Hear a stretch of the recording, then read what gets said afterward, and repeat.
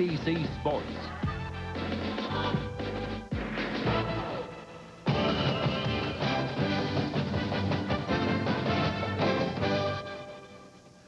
Hi, everybody. Welcome to our ABC studios in New York. I'm Roger Schwabel. Some of you today will see a really good Big Ten matchup between Iowa and Illinois, that for the Big Ten lead. And then the rest of you out in Seattle today, it'll be Arizona against Washington. And if the Huskies can win this game and Oregon beats UCLA, then Washington will go to the Rose Bowl. Now, that Big Ten race is very tight at the moment because both Iowa and Illinois have not lost in the Big Ten. Meanwhile, Minnesota with 1 loss and Ohio State at 2, 1-1. Let's get you caught up on a couple of other scores right now. Virginia has now just scored. They made a 2-point conversion, about 7 minutes left to go in the half. Top-ranked Virginia leads Georgia Tech 21-7. But last night in Charlottesville, a security guard at Scott Stadium discovered a fire on the playing fields. An 18-by-32 patch of artificial turf was destroyed, and it took all night to repair the damage.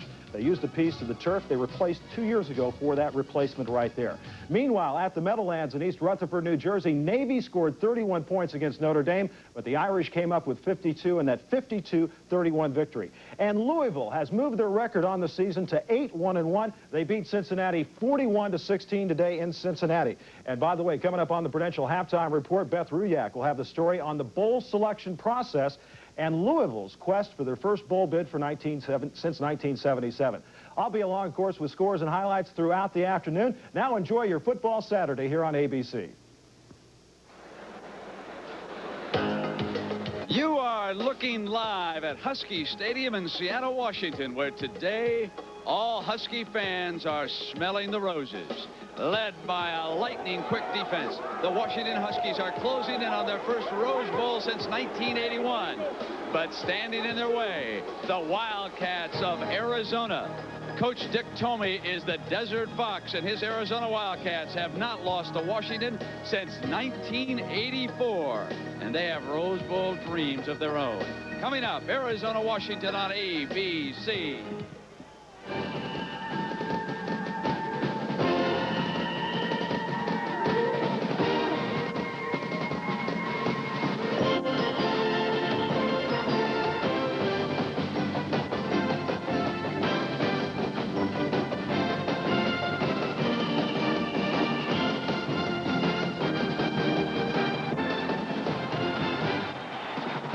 In the great Northwest, they know it simply as Husky weather. The calendar has turned. We've hit November. The leaden skies with a trace of rain, and their beloved Huskies again stalking a Rose Bowl. It will be electric today as the Pac-10 standings tell the story. Washington with a 2-game lead. Arizona desperate for a win here this afternoon to stay in the chase. Good afternoon, everybody, and welcome. I'm Brent Musburger. In a word, Washington has been absolutely awesome. In their 5 Pac-10 games, they have beaten their opponents by an average margin of 30 points. Yet Dick Vermeil, following last week's victory over California, Coach Don James went into the locker room, and what did he tell his players? Well, first he congratulated them on their fine win, and then he asked all the players in the squad that had lined up and played in a win over to Arizona to raise their hand. Well, no one raised their hand. Then he turned to his coaching staff. He said, all coaches that have coached a win over a Dick Tomey coach football team, please raise your hand. No one raised their hand. He made his point and set the tone. Dick, what makes Arizona so dangerous against this Husky team now pouring onto the field? Well, they're the only team in the Pac-10 that run the true triple option. And Ronnie Veal is just super at running the triple option. Gives the defense a lot of problems. Ronnie Veal to direct the option. Washington, a 17-point favorite. Coming back in just a moment. ABC's College Football. Brought to you by Today Chevrolet, who invite you to see why more people are winning with the heartbeat of America. By UPS, now offering 10:30 a.m. guaranteed overnight air delivery. By Budweiser, the king of beers, with that clean, crisp, cold taste. Nothing beats a Bud. And by Radio Shack, America's technology store. Nobody compares. 160 horses. That's what Chevy S10 packs into the biggest V6 engine ever put in a compact pickup. Enough power to help switch more truck owners to Chevy last year than to any other truck. The move to Chevy is becoming a stampede. More people are winning with the heartbeat of America. Now it's easy to win with the heartbeat. Heard from an old student.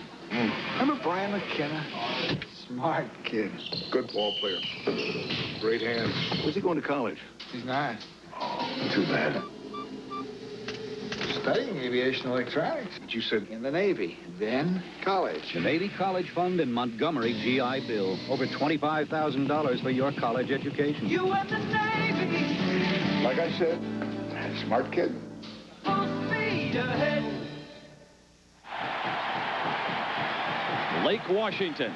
Some of the fans arrive here by boat, and they'll see the Desert Fox, that wily coach out of Arizona. But more on that. Let's go down to our Mark Jones. Mark. You know, Dick Tomey is pretty much the Harry Houdini of college football coaches. He pulls more tricks out of his playbook than a magician pulls rabbits out of his hat. He's always burning opponents with fumble-rooskies, reverses, fake punts, and fake field goals. And Washington coach Don James is very much aware of that fact this week. In fact, guys, it's pretty safe to say that Tomey's gadgetry can make anybody's plans go up in smoke.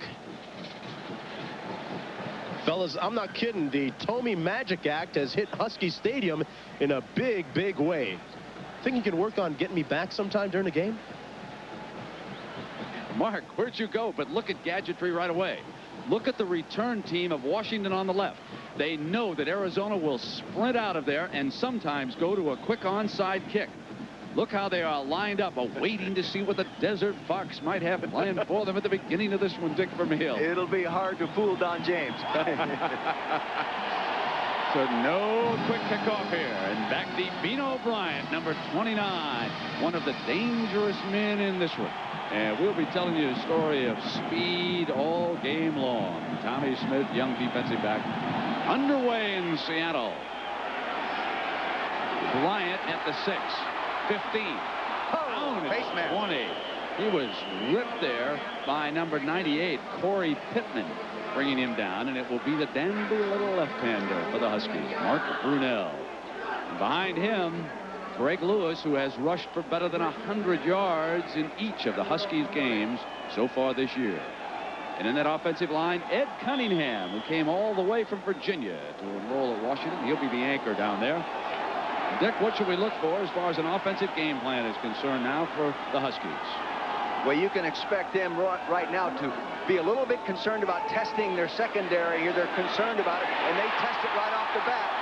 They complete their first throw of the ball game to Mario Bailey, number 5. They open with a 19-yard pass from Brunell to Bailey. And here is the defense, Dick, that they are going to be testing here this afternoon. Reggie Johnson, number 47. He's a speed rusher, needs to get in on Brunell. Jimmy Hopkins, an outside linebacker, number 82, should be prominent against this kind of an offensive line. And Darrell Lewis, the all-world cornerback, perhaps the finest defensive back in America. The Huskies show motion, bring Lewis back. He plants and gets into the middle of that defense before Hopkins able to bring him down. Larry McDuff, the defensive coordinator for Arizona, said his #1 concern is that running game, and you're going to see right now Arizona is lined up in a little different defensive alignment. They're going to try to stop the running game with a 5-3 8-man look that they used successfully against USC. It is vulnerable to the cutback if the backside people are not disciplined. That's why it was open that time. Lewis out wide to the right, Bryant out to the left. This is a no running back formation with Brunell to throw quickly out of it for the first down. Bryant with great speed is down at the 37-yard line and out of bounds.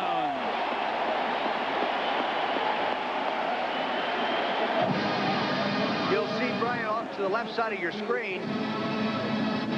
He just dropped back, left-handed quarterback. They pop it off there quickly. Double slant patterns by the slot people. Now it's a foot race, and as Brent said, number 29, Beano Bryant, has that blazing speed. The University of Washington has taken their lead drive in a ball game down for a score 4 of the 8 times they played. Very, very impressive. And on the move here, they have marched to Arizona's 37-yard line with another 16-yard gain on a pass by Brunell, who is perfect. He has a slot with McKay to his right. Looking in that direction, he hits Bailey. Bailey eludes a tackle, fumble! Recovered by the Huskies. The offensive lineman gets back on that quickly, and that was Rick Schulberg, number 76, who saved the moment. This is just a little quick hitch for the quarterback. He's going to take a very short drop. 1, 2, and he pops it out there. Now, they're trying to get the ball in this man's hand because he's very elusive and he can make people miss. Instead, he drops the football. Put it away first, young man. Jeff Hammerschmidt stripping the ball free of the wide receiver. Bailey goes out now toward the top of your screen. He'll be split wide out to the left. Second down and long for Brunell. Here's the toss sweep short side. Lewis, been a great play for the Huskies this year. He battles his way to the 32-yard line before a host of white jerseys bring him down. Keith Gilbertson, again, the offensive coordinator, along with Gary Pinkel, said that they were really concerned about the secondary experience and how well they play defense, but they come right off the bat and start testing them. Take a look at the nice blocking here. Your tight end, number 84, coming off. Big Lincoln Kennedy, 75, knocking the man off the ball, allowing that cutback back up inside. Dick, how big is Lincoln Kennedy? Lincoln Kennedy is 6'7", 315 pounds. Just a little guy. Dino Bryant back into the game, flanked out to Brunell's left. They bring McKay in motion behind the quarterback. They show still a different formation. Only a time for Brunell, a good runner, but then closing fast was 95 Zeno Alexander. Good defensive play by Alexander. And Zeno Alexander is not a guy they use in pass rushing situations very often. You'll see him coming from the left side of your screen. They don't use him a lot in pass rushing situations. He's more of a drop linebacker. Again, a change in game plan in the use of this style of defense. Punting situation for Washington. 4th down and 6. If they are in that area where you could fake a punt, but 6 yards is quite a ways for the short man to have to go for a first down. And you'll notice that Arizona is in a regular defense. They're not in a punt return. And Wiles boots it high, and Lewis with the catch at the 12-yard line. And that's where Arizona will put it in play here for the first time. You come back to Seattle, Washington. The Huskies and the Wildcats are scoreless, just underway.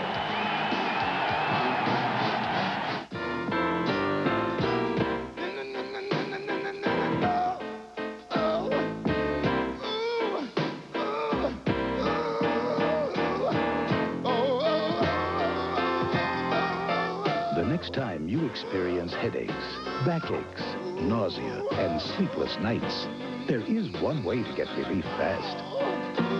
GMAC. We make financing and leasing your new GM vehicle painless. Radio Shack has Christmas toys to thrill your favorite girls and boys. Radio's lovable as can be. A vanity case lights up to see. There's Roby the robot banker, too. And dinosaurs flashing eyes at you. Learning's fun with games that teach. I'm sure that you'll want one of each. For making music oh so clear, your favorite instruments are here. For all your electronic toys, don't delay. Shop your favorite Radio Shack today. Battery-operated toys from $2.59 at Radio Shack, America's technology store. Nobody compares for Christmas shopping. America uses more things produced from oil than any other country in the world.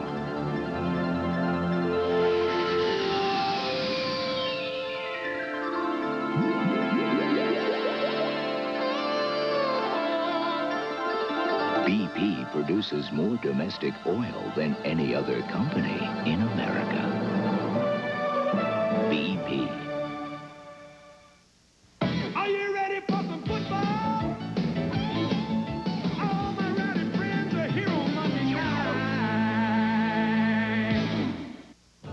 Most of us. Biggest weekend of the year in college football, isn't it? And Virginia, number 1, leading Georgia Tech by 7. Here off a quick count. Arizona on first down running the option. And, Dick, what did the coaches tell you about the quick count? Well, they want to use a quick count and force the University of Washington to line up quickly. And Ronnie Veal will be coming up there, and they'll be going on the first sound lot to force Washington to line up their defense and show what they're going to do right now. Michael Bates, a young man, number 20, that loves to get the ball in his hands. Rick Warren has carried the ball twice on the old Fumble-Rooski, if they go to that play. Second and long, Veal tosses, and that is Lovett. And the Washington defense took the pitch man and swarmed all over him that time. Tommy Smith, 15, was there. Keep an eye on number 57 today when he comes in and plays that nose spot. Dave Hoffman, 54. He's the big hitter amongst the Washington linebackers. Back in that secondary, Eric Briscoe, number 28, has been the big play man. 3rd and 11 now, Dick, for Arizona.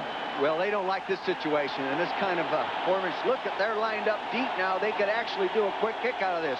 Too many men on the field. There's the toss. They set it exactly what they did. They get Lovett off the field. They camouflage it beautifully. But it's picked up by Mincy at midfield on the run. To the 45. The Desert Fox hits for the first time today with a quick kick. Great call, Dick. Well, that's the first time I've seen Arizona line up like that, and it caught me by surprise. And knowing Dick told me like I knew, the only reason he would line up like that, you can see from the end zone that there's a man lined up real deep back there. So now they're going to get the ball back to him. See, back there, and he's not going to run with it. He's going to quick kick it. You don't see many of these. That was Michael Bates, the speedster. When you see him lined up back there, that tailback, you certainly do not think that he's going to punt it. But instead, Washington will have the ball. 1st and 10 at the Arizona 44. Basic I formation. And they will see if they can get the power game going now with Turner, the lead fullback, blocking in front of number 20, Lewis. You can take a look at Cunningham, number 79, the fine offensive center, working on the nose guard right there. Does a good job of getting him turned and walled off and allowing that little crack up inside. There's always a war between the nose guard and the offensive center. 2nd down and 7. Cunningham brings the offense back out to the line of scrimmage. No score here in Seattle. 1st quarter. Very standard I. Faking the delay. Brunell, a left-handed quarterback, rolls and throws incomplete. Wanted his fullback that time, Darius Turner. Zeno Alexander again in pursuit, number 95, defensively for the Wildcats. And Alexander playing a strong game. And they're playing him just a little bit different than in the 3 or 4 games that we've seen him on tape and in person. Normally he is their drop backer, and their rush backer is normally number 82, Jim Hopkins. Brunell is 3 of 4 now, as that was his first miss. In a passing situation here. Audible. Straight back. Good time. And through for the 1st down before Lewis could wrap up McKay. That was speed on speed, and Brunell zipped it to him. Orlando McKay doesn't get many balls thrown to him, only catching 13 coming into this ball game, but he has the ability to put it in the end zone. Every 6th reception in his career has ended up in the end zone. Get him the ball more often, coaches. Washington moving to Arizona's 31-yard line. 1st and 10 and no score. A Washington win and a UCLA loss to Oregon, and the Huskies are headed to Pasadena on New Year's Day. Now Brunell with the option.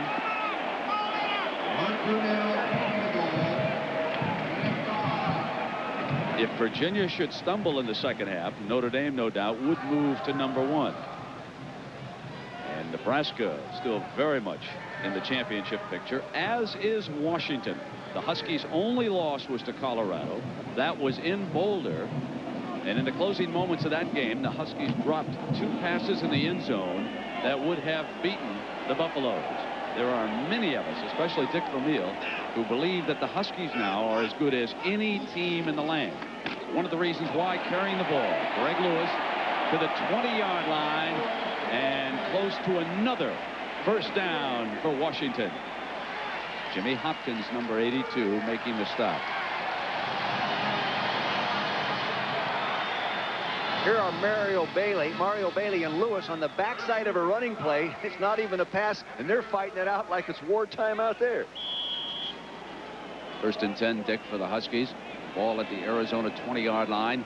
Lewis could win the Jim Thorpe Award as the best defensive back in college football. What a big play performer he's been, and he'll need some against Brunell and the Huskies now.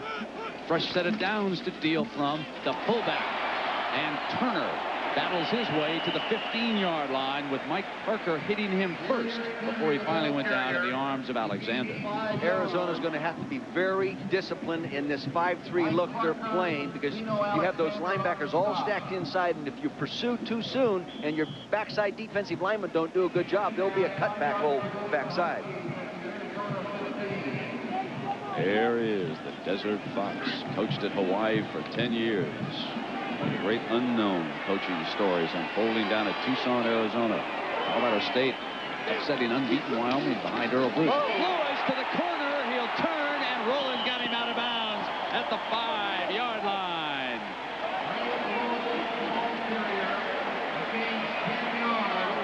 You'll see right here, they're going to get a fullback lead block on an isolation type play right off tackle. Here he goes. Now follow the fullback, Darius Turner. He can't find anybody to hit. There, he finally gets down there to the defensive back. That's too deep for a fullback to have to find someone to hit. Too big a hole. 10 more yards for Lewis. That's 34 on 6 carries. It's 1st and goal for the Huskies. The ball at the 5-yard line. Power I. Lewis tiptoeing, touchdown, Washington.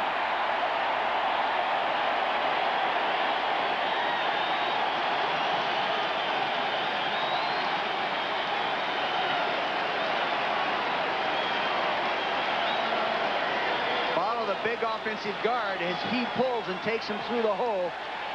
Number 76, Rick Schulberg, he cleans it out. There he gets a nice block at the point. Touchdown. An emotional running back, Greg Lewis, enjoying a spectacular season. The freshman, Travis Hansen, Jason's younger brother. Didn't go to Pullman. He came here to Seattle to play for the Huskies. He makes it 7-0 as Greg Lewis gets Washington on the board.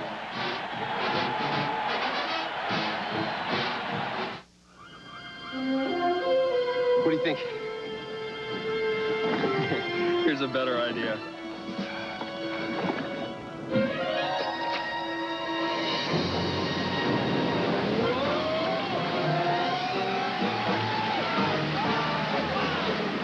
Welcome aboard.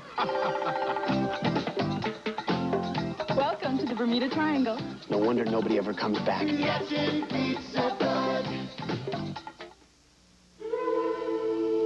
say the one on top has all the power. Which could be why more truck owners switched to Chevy last year than to any other truck. The top standard horsepower and the top available horsepower, our 454 SS, helped make Chevrolet America's favorite half-ton pickup. For power at the top, more people are winning with. The heartbeat of America, today's truck is Chevrolet. By 10:30 a.m. any business day, one company will guarantee delivery of your overnight air packages to more people, places, and businesses than anyone else in the industry. UPS introduces 10:30 a.m. guaranteed overnight air delivery. 62,000 trucks. No waiting. Washington 7 on the strength of Lewis's touchdown run. Arizona scoreless here with 7 minutes remaining. Channing Wild, the punter a couple of weeks ago, also took over the kicking off duties. That's a point of emphasis with Coach James, and the dangerous Michael Bates, number 20. He opened up the game against Washington State with a tremendous reverse on the first play, setting up an Arizona touchdown down at Tucson last week. Let's see if Wiles will let him return this one. They're going to let him handle it at the 5. Here he comes. The great sprint champion out to the 24-yard line where it'll be Arizona's ball. Dick, let's take one more look at that touchdown. Well, here's the 8-man front defense I was talking about. 1, 2, 3, 4, 5, 6, 7, 8. They're running against that. What they did is they doubled down here and pulled the backside guard through and kicked out on with the fullback. See this now? Follow that fullback kick out. See the big guard go through?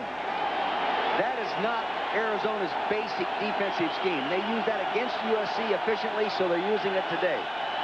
An eye-bone look, and now McGill steps in motion for Arizona. And Field tried to throw it to him, and another great defensive play. Number 39, Chico Fraley, the linebacker, deflected the pass.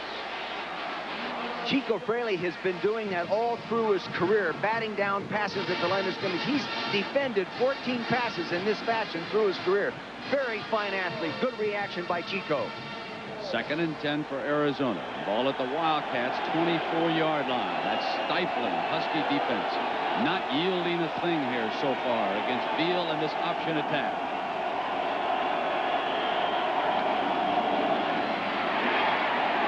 Beal keeping it. Jim Lambright, the fine defensive coordinator for Washington, told me that what they were going to do in regard to the option is force Beal to pitch the ball right now. Get in his face right now. Don't let him string it out. See, they're closing right on him right now. He elects it to take up inside. Again, if they're going to pitch it, they got to pitch it now, or he's going to turn up inside. Again, Dick, did you see Fraley, number 39? Oh, he can closing move. Hard. He can move. You know, in high school, he ran a 38.7. 300 intermediate hurdle to be the conference champion. He can run. Passing situation. Arizona does not like to be in 3rd and long. Beal, under pressure, will try to run out of it, and Fraley will not let him. They have forced Arizona to punt again, and Chico Fraley turns in a fabulous defensive series for the Huskies.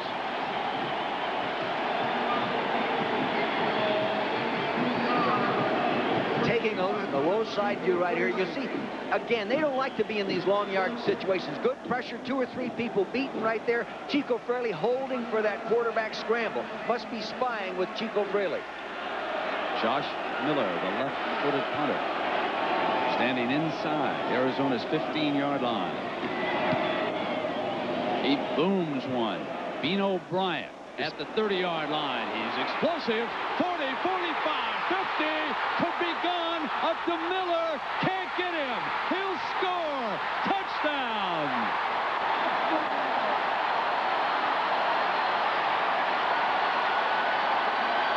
A penalty flag down at the 43-yard line.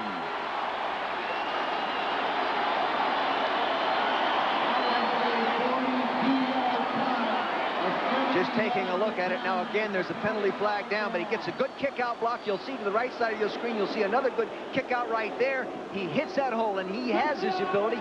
He has already returned 2 for a touchdown this year. Came into the ball game with 446 return yards. Outstanding return man. Penalty is against Arizona. Touchdown Huskies on the 70-yard return by Bino Bryant. You know, I'd like to make a point for you fans watching a punt return for a touchdown. It is much more difficult than you would ever believe. In the National Football League, for example, Brent, over the last 7 years, the average is 1 punt return for a touchdown every 125 attempts. You've got to be good to get one in the end zone. Hansen back on the field. The penalty is against Washington, but after the touchdown, because of the celebration, the way the Huskies came off the bench. It's a penalty that Coach James and his staff will gladly pay in return for a 70-yard punt return for a touchdown and a quick 2-touchdown lead on Arizona. Pretty quick, they're going to penalize you for taking a drink of water. Yeah. Got to let the kids play. Enjoy the success. 14-0 lead. So here he comes again. Number 29, Bino Bryant. Here he is. Again, see, there was nobody in his face, no sprinter in his face to make him, stop and allow other coverage people to come to balance and make the hit. He has good ability, but you have to make him change course initially and then let your other people come to balance and make the play. Young man from Los Angeles, California, and Dorsey High School. One of the fastest men on the field. Look at the speed here that we bring to this game. The only man who could outrun him is Michael Bates of Arizona. He only needs 124 yards to set a new Pac-10 conference punt return record held by Mike Battle at USC. He's held that record since 1967. That run electrified this sellout crowd here. And now as the result of the penalty, Channing Wiles must kick it off from the 20-yard line. So at least Arizona will come out of this with some decent field position.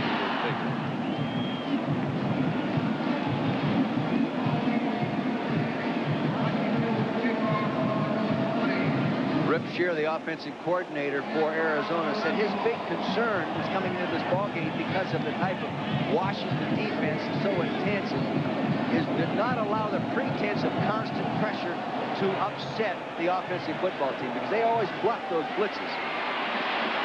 The low kick picked up by Bates, and he gets out to the 39-yard line. 1st and 10 for Arizona. Washington plays with great enthusiasm. Every time I've seen them play, they play like it's a Rose Bowl game, right? That day, you know. One of the things James was so concerned about was quarterback Ronnie Veal. And they load up that eye.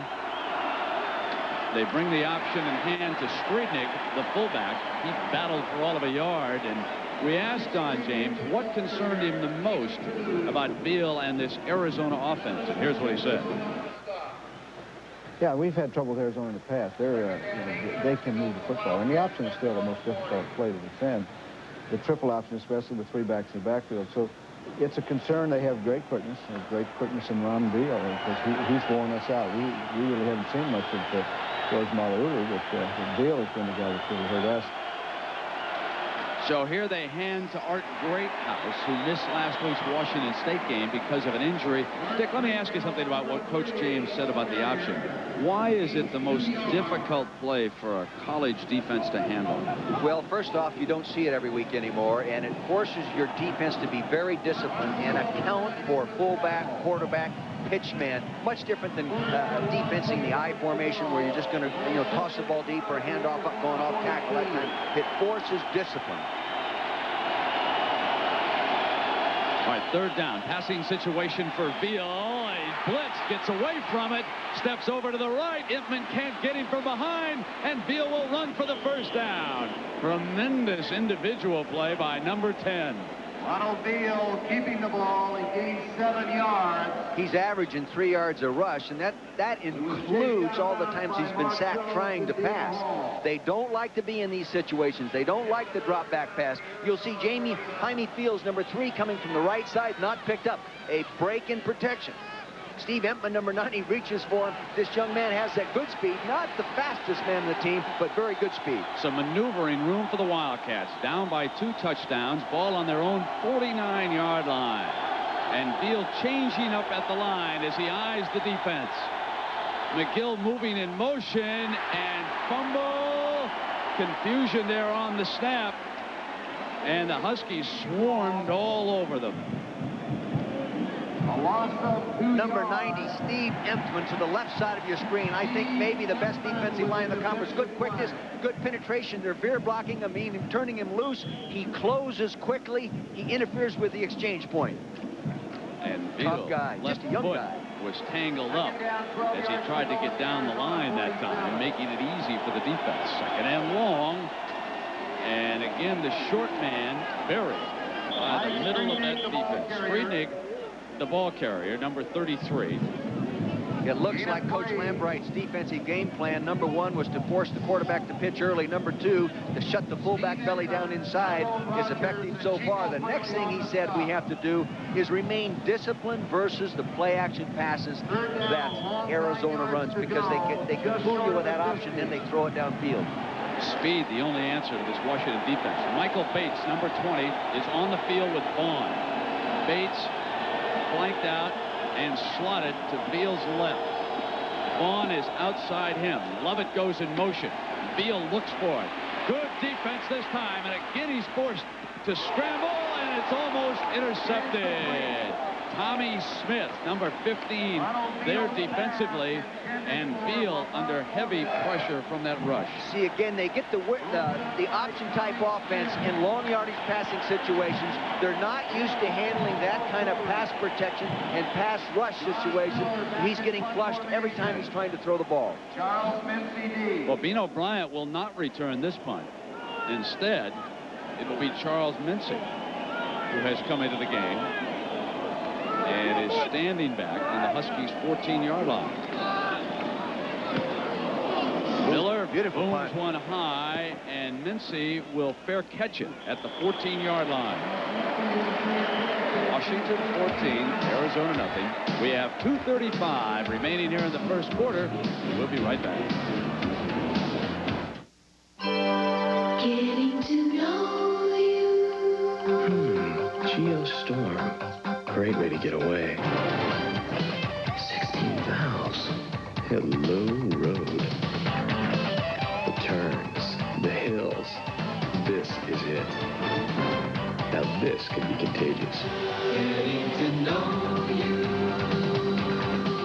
Now's the time to get to know the Geostorm at your Chevrolet Geo dealers. My main Yugoslavian and very sensitive Laker brother, Vlade Divac, looks a whole lot better now because he just shaved off his beard with the new Schick Slim Twin Plus with aloe. How'd it go, Vlade? Nema problema. Was the blade narrowing up? Nema problema. How do you like the new aloe comfort strip? I'm no longer irritating. Try the new Slim Twin Plus with aloe. It reaches every place on every sensitive face. So now making good like me face? Problema, Vlade. Big problema. From Schick.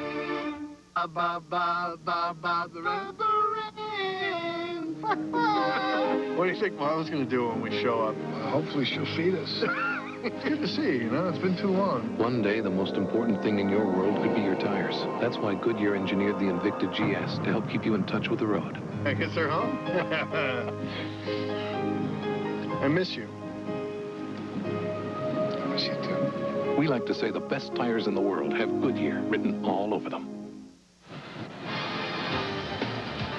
Arizona and Washington, 1988, here in Husky Stadium. Conklin back. He's hit by Scott Geyer. Recovered by Arizona. And that allows Doug Pfaff to kick the field goal that brings the Wildcats an upset win. And yesterday, defensive coordinator Larry McDuff took the defense to that point and said, we may need it again today. And oh, could they use a turnover right now as number 50, Darren Case, storms in for the Wildcats defensively. Darren Case has been a guy that's made 288 career tackles. He loves to play football. 32 consecutive starts. He's a finance major. He just loves to play football. He loves to practice football. When you watch him practice on Thursday on the practice field, he's going like a Saturday afternoon. Will Brunell throw coming out here on 2nd and 9, Dick, or will they be very conservative with his 2 touchdowns? Well, I think he'll go ahead and run it, Paul. He does exactly that using his tailback, but they don't have much this sequence as Mike Parker, 46, popped Lewis that time. So defensively now, Arizona has stood tall. I think the kind of running play that bothers that 5-3 look that they're using is to get it stretched a little bit and then run the cutbacks on him. 3rd and long. Those of you who have not seen Mark Brunell, he's a fine runner. He's a left-handed thrower. He operates without a running back set behind him. He can throw on the roll if he's in trouble. And he can keep it as he does right here. And he makes his way out to the 23-yard line, close to a first down. We'll see where they spotted Zeno Alexander getting Brunell down. The one thing about having this quarterback in your backfield in what they call a no-back attack, you really do still have a back that can run the football. It's your quarterback, so you still have to account for him as a runner. When they have a one-back attack, a true running back back there, they really have a two-back attack because he can run. I'm not sure. It's very short. I was going to say that they gave Washington all the best of it. His knee was down a yard further back. So 4th and short with a 2-touchdown lead in field position like this, you would expect the Huskies to go ahead and punt it back to Arizona here. You can see where his knee went down on this look right here. There he is. One hand going down. There's the, yeah, that right there. Way back there. Channing Wiles, the Washington punter, and Darrell Lewis. You know, he isn't too shabby at returning punts. He's ready to bring back one for Arizona. Standing on the Wildcats' 43-yard line. That's a good punt. Hard to return that kind of ball. Mr. Excitement from the 35. Slips just a bit. Gets an alley, and he's pushed out of bounds by number 86 there on that far side. And now they mix it up a little bit. Save your fighting for the line of scrimmage, guys. Return of 8 yards. Jay Berry on the stop. So a 2-touchdown lead. Ronnie Veal. And the Arizona offense will go back to work after the officials get it all sorted out there on the far side. Our referee today is Jim Springer. And at halftime, Virginia with a 2-touchdown lead. Notre Dame has already won easily. Dick? A lot of birds flying around here.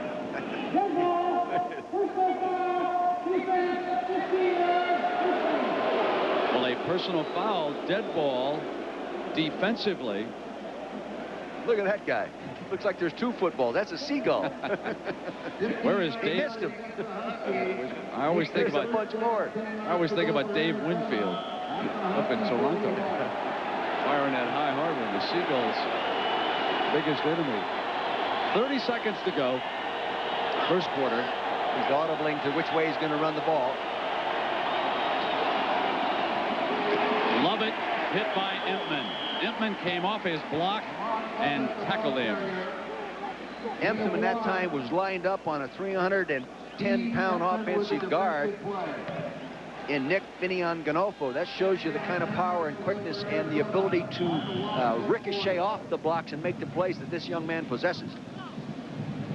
Final seconds ticking away here. First quarter. That's the end of the first quarter. As the Arizona defensive staff goes over some situations with Hammerschmidt and the rest of the players. Washington, smelling the roses, leads it by a couple of touchdowns.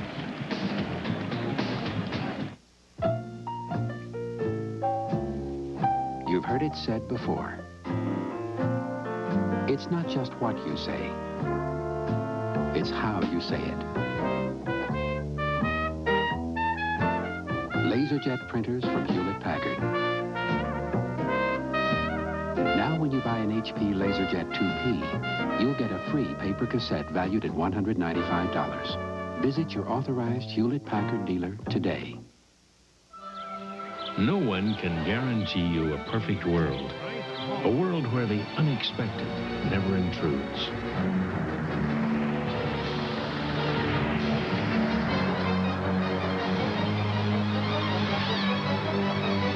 But some of us know we'll be taken care of quickly and compassionately. In an imperfect world, you're in good hands with Allstate, a member of the Sears Financial Network. Hey, what's that? Oh, that's that new Chevy. It's an APV. An AP who? Yeah, it's a code. Top secret. We're talking adjustable composite panels. See that? Zero gravity modular seats. Oh, yeah? Resilient mollustic cup polyurea fenders. And it's got this... Chevy Lumina APV. A very original way more people are winning with the heartbeat. Biorhythms. Biorhythm? Yeah. Now it's easy to win with the heartbeat. It's the best territory there is. First Interstate Bank territory. Because First Interstate has the best checking account there is. So you can cash your personal check for up to $1,000 in more cities and states than with any other bank system. And with a First Interstate Bank card, you can get cash all across the U.S. through Cirrus ATMs. So open a checking account at First Interstate Bank and discover how nice it is to have a bank that can go the extra mile for you.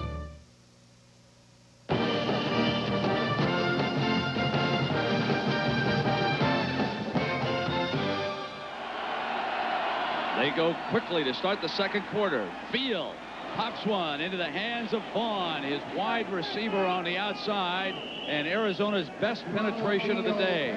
Tommy Smith was there defensively, and Veal now driving the Wildcats. in defending the option, more often than not, you force the secondary into single coverage because everybody else is tied up in the discipline of defensing the option. If the quarterback can throw it all, you have the great situation. You have the one-on-one. Ball's at the 25-yard line with Malulu watching from the Arizona sideline. He's ready to come in as a left-handed relief pitcher. Deal keeping it for a yard, and Empman, number 90, and along with 54, Hoffman, they're doing the job defensively. How about that hit we saw Hoffman get on McCaffrey from Stanford a few weeks back? Was that a hit? The hit of the year so far. A shocker in the Midwest. Iowa and Illinois. We can update that momentarily. Veal buried off the option, and Chico Fraley was there. Let's go to Roger Twibel in New York. Roger, what's happening in Champaign? Thank you very much, Brent. Iowa had scored on their first 2 possessions at Champaign with a 14-0 lead still in the first quarter. Nick Bell, look at, he fakes into the middle, then he takes it outside, breaks the tackle. He'll go 26 yards for the touchdown. Bell with 11 carries for 130 yards in the first quarter. They lead at 21-0. Brent. Dunner, Raj, and next week Iowa goes home to play Ohio State. Could the Hawkeyes be headed back to Pasadena and a meeting with these Huskies? They played down there in the early 80s. Here comes the reverse. Oh, Vaughn slips. He was well defended by Smith. Smith did not yield a thing. Came in on him, and he slipped off the reverse. All right, they start to fake here to the right of your screen. He goes ahead and makes the fake inside. Now he comes. You'll see a man flash from the right now. Coming in, he intercepts it.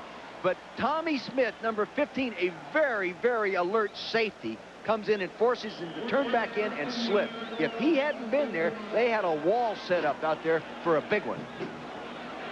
Gary Costin on the field to attempt a field goal, and the ball would be put down at the 37, would be a 47 if they don't fake.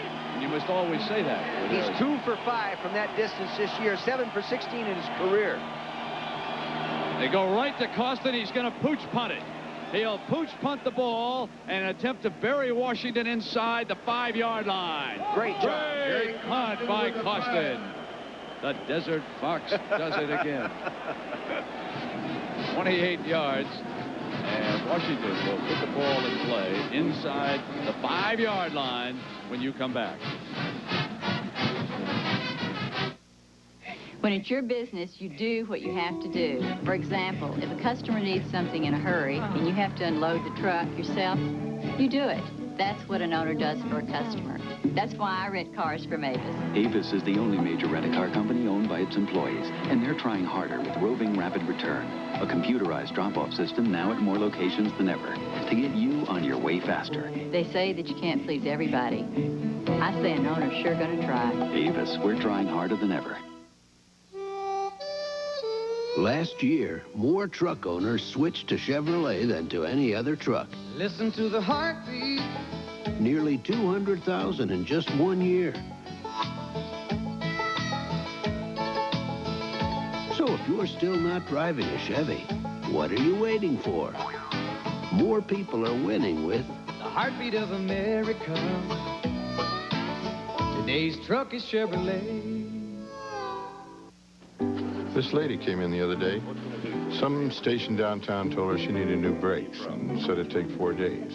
But you know, she only has the one car and she had to get to work. And missing one night of TV wasn't going to hurt me.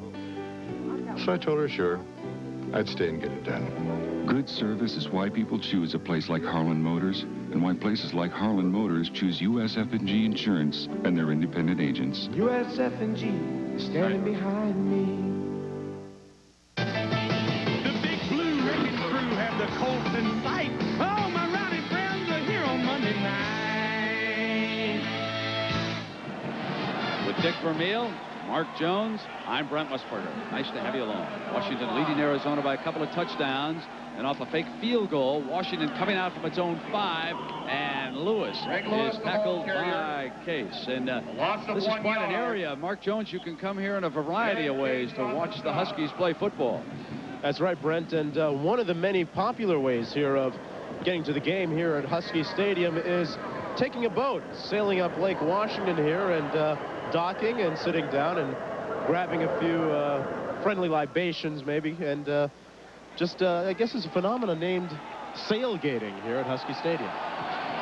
Indeed it is. As we look from behind Lewis, Mark, and the Washington fullback, Mark Brunell, number 11, the quarterback. He'll throw from his own end zone, man, wide open. He's going to go for it all, and he's out of bounds. Oh, his tight end was camped all alone at the 13-yard line. He'd have had a gimme first down, but he looked deep.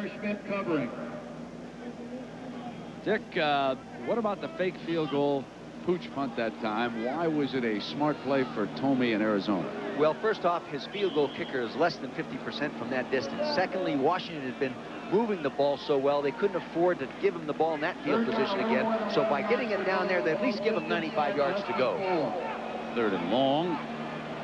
Let's see if the James gang opts to throw it again. They'll run Lewis. He's out to the 6-yard line.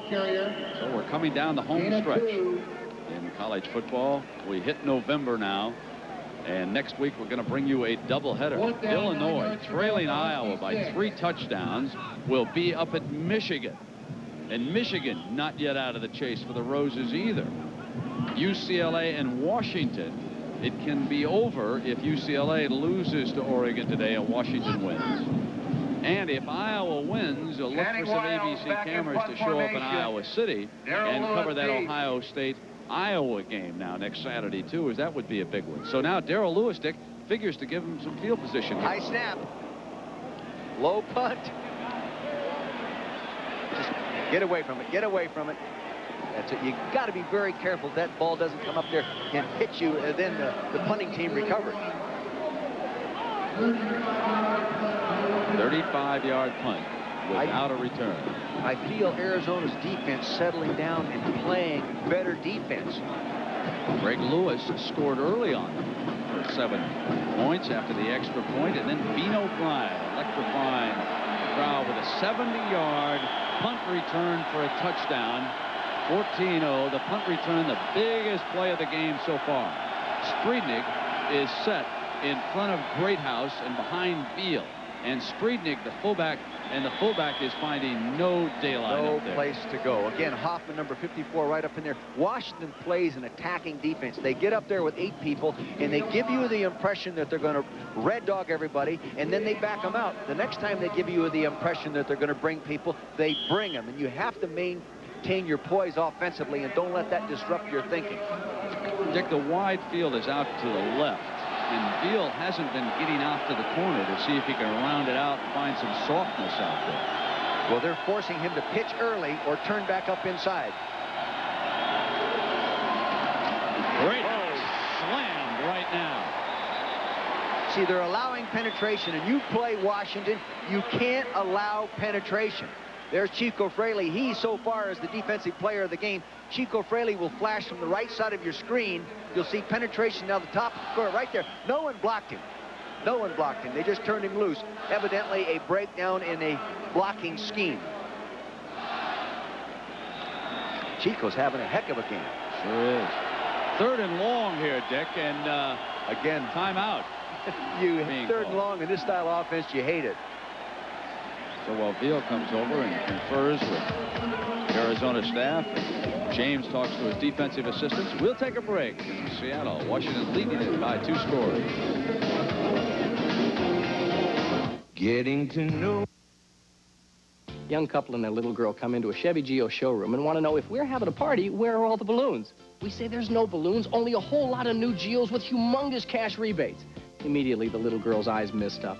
We show them Geo Prism. Nice price before the party. Great price during the party. The couple buys the Prism.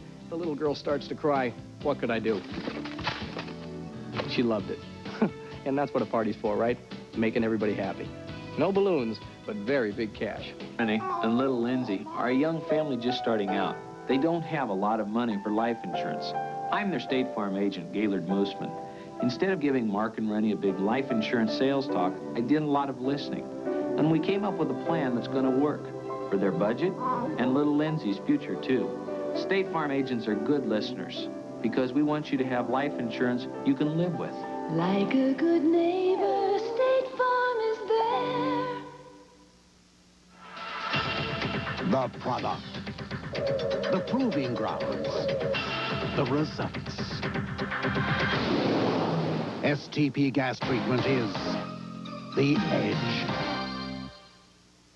What is the image of a rebel? These are the images of a rebel. Canon's revolutionary new autofocus EOS Rebel. Image is everything. EOS Rebel from Canon. So advanced, it's simple. Washington 14, Arizona nothing. 9:30 to go. Ronnie Veal, the option quarterback, with the Wildcats at the line of scrimmage. The ball at Washington's 41. And Veal on 3rd and long, throws complete. Jan gets free for the first down. They could not bring him down with the initial blow, Dick, and he gets the first down. The reason they couldn't bring him down with the initial blow, he is not a typical wide receiver size-wise. He is 6'4", 218 pounds. You better hit him like you'd hit a tight end. You'll see drop-back pass protection. You'll see the pattern appear from the left side of your screen. It was the delay underneath the deep route. Now look at it. You got to wrap your arms up, and Hoffman normally does that. See, they just hit him with their shoulder pads. You got to get those arms around him. Here it is again. He's coming underneath. Bang, bang. See, normally Hoffman would get his arms around him. They go on to quick count. Pitches to Lovett, but Fraley was there all over number 34. And again, we get Chico Fraley playing a whale of a game defensively. Negative yardage for Arizona on that toss. It'll be 2nd and 11 with the ball at the Huskies 27. And this is Rip Shear, the coordinator for Arizona, saying we must not take negative yardage in our running game. We've got to keep the line of scrimmage clean so the quarterback can operate down the line of scrimmage. Here's Lovett. Nothing doing in the middle. It'll be 3rd and long. Well, a reminder that Monday night it'll be Phil Simms and the undefeated New York Giants at Indianapolis to take on Eric Dickerson and the Colts. Dick Vermeil, you have any feelings about the Giants and the Colts? Sun Dodger down there told me he liked the Giants by a couple of touchdowns. Well, granted, they're going to take on Dickerson, but I'd recommend the other 10 offensive guys line up too. Especially against that defense. I'd say. All right, here's 3rd and long now.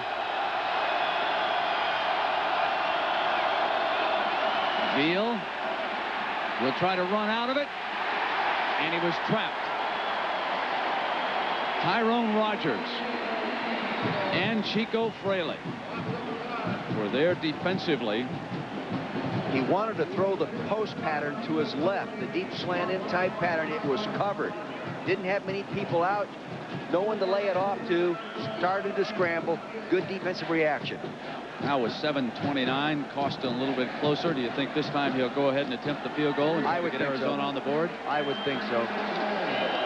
Checking out to see if Jan's all right after that blow, isn't he? He's 22 for 27 in his career. That's a good percentage kick for him. The 43-yarder. They will attempt it this time. And just makes it. Hit the bar after getting through. Bounced away for 3 points for Arizona and Gary Costin. Puts the Wildcats on the board. It's 14-3 here in the first half. You have to get a break once in a while. Taking another look at that field goal kick. Here, he just gets it up. Boom. Follow that ball. Follow that ball. It's right down the middle. Bang, right on that crossbar. Couldn't be any more accurate. You know, next year they're going to take 4 foot 10 inches out of that crossbar and not change the hash marks for college kickers. They're still going to be wide out there, and it's 17 feet 5 inches wider than a pro hash mark. It's going to be tough kicking field goals in college football. Dick, what are your impressions of Washington here at Husky Stadium today? Not surprised in any way. Their defense is so dominating and so sound and so well coached by Jim Lambright, the coordinator, Larry Slade, the secondary coach, and Chris Tormey, the outside linebacker coach, and Randy Hart, the defensive line coach. Those guys play great defense. Best we've seen all year. Again, Washington up front, ready for a possible onside kick. Costin runs up at the ball, and that is the typical formation used by Arizona. Then when he drops back into the regular kickoff formation, then the Huskies deploy themselves to return this one. A low bouncer that is fielded at the 28-yard line. Fumble picked up at the 37-yard line by Washington. Now that was Darius Turner returning that. He's their starting fullback. He should be used to carrying the football. Maybe not so much in a kickoff return, but he shouldn't be fumbling it. Flag down. Virgil Jones saved it with that recovery after William Dixon had jarred the ball loose. There is a penalty flag down here, however. That's why it's always important. What's he going to say here? Red ball, personal foul, defense, 15 yards, first down.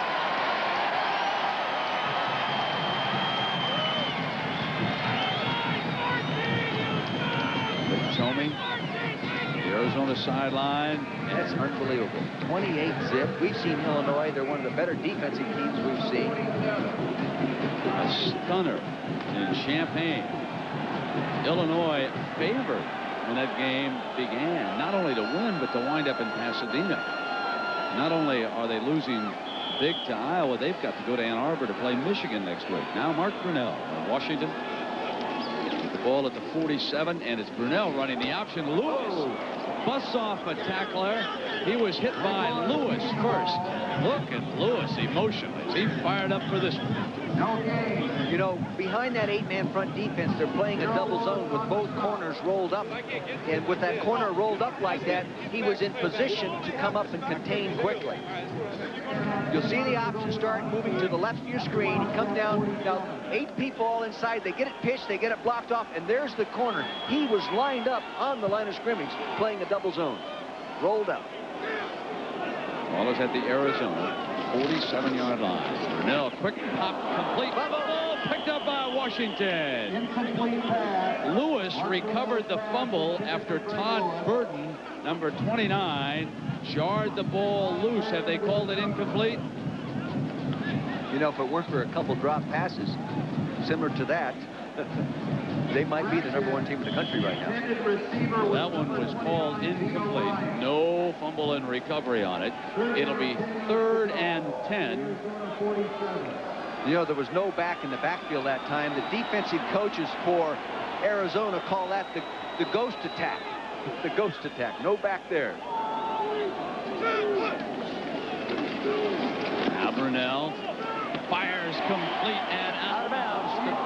Incomplete. He was out of bounds. I think that was a good call from up here, and we're really high. You're looking down on that play. It looked like he was out of bounds. Taking a look at the tail end of an out pattern to the left side of your screen. Ball coming down. Mario Bailey going up. He's got the ball. He's on the line with his left foot. Out of bounds with his right. Punt team and Hall on the field. They wear duplicate numbers here at Washington. Hall is the defender wearing number 5, and Bailey is the wide receiver. So with the punt team on now, that's Hall out there. Channing Wiles punts it. Nice punt. Got it way up and high. And Lewis will fair catch the ball at the 18-yard line. And over on the Arizona sideline, number 12 is ready to come on in the game and change the tempo. George Malaulu will come into the game for the first time as a quarterback, Dick. The advantage of George is he is a better thrower. He's a better thrower, not as experienced in running all phases of the option attack. Now, if they can get the option going a little bit, because of the option football, you run like these people run it, they can adjust as the ball game goes along to counter what you're doing to stop them defensively. I wouldn't be surprised to see the option pick up a little momentum here, but this guy can throw a little better. Malaulu will run his tailback Lovett on first down out to the 20-yard line. Georgia Tech hanging tough. And for more information, let's go to Roger Twibel. Raj. Thank you very much, Brent. Iowa and Illinois, and 4 possessions for the Hawkeyes and 4 touchdowns. This was Nick Bell, his 2nd touchdown of the day, and the Hawkeyes lead the Illini 28-0. And a quarterback by the name of Matt Rogers making his father, Jimmy, awfully happy here today. And Malaulu is left-handed on the run, and a sliding catch complete. Number 9, Vaughn, was the receiver, and a first down for Arizona. Dick, what does it do to a team defensively when you substitute a right-hander with a left-hander. I don't know if it changes the defense much, but if you're sitting on a specific hash mark, you know the right-hander might want to be working more wide field to his right than a left-handed quarterback working on a left-hand hash mark throwing short field to his left. You might think that, but otherwise you just line up and play the discipline of your defense. Arizona out to its 30-yard line with that first down, bringing Bates in motion. They haven't used him much today. Now they threw over to Vaughn, bouncing it incomplete. Vaughn is a freshman, believe that or not, out of Orange Side High School in California. He's won a Scholar Athlete Award out of high school. He plans to major in architecture. A very good student. Caught 12 balls already. A true freshman. How would Dick Vermeil attack the Washington secondary? Good question. You know, I'd say this. I would go with the quick passing game, the quick 3-step and 5-step drop game. I wouldn't go in the 7-step drop game because they get to you by the time you get back there. 2nd and 10 for Arizona. Penalty marker comes down on the far side. Penalty marker is down. Lulu's a bit of a magician too, isn't he, with that ball? Yes, he is.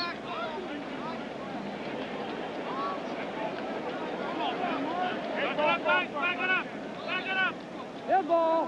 Ball start. Offense. 5 yards. Beat 2nd down. You'd want, as an offensive coach, you'd want to force Washington to prove that their corners can handle your one-on-one receivers. You'd want to force them to do that. But see, they don't give you time. No question.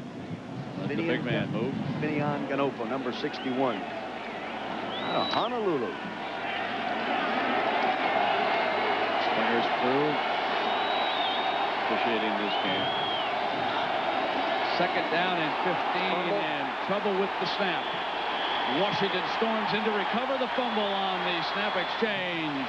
Washington's ball, and a chance to score again here in the first half. See, that can also be one of the negatives of rotating a quarterback, because you have a different quarterback taking this exchange from your center.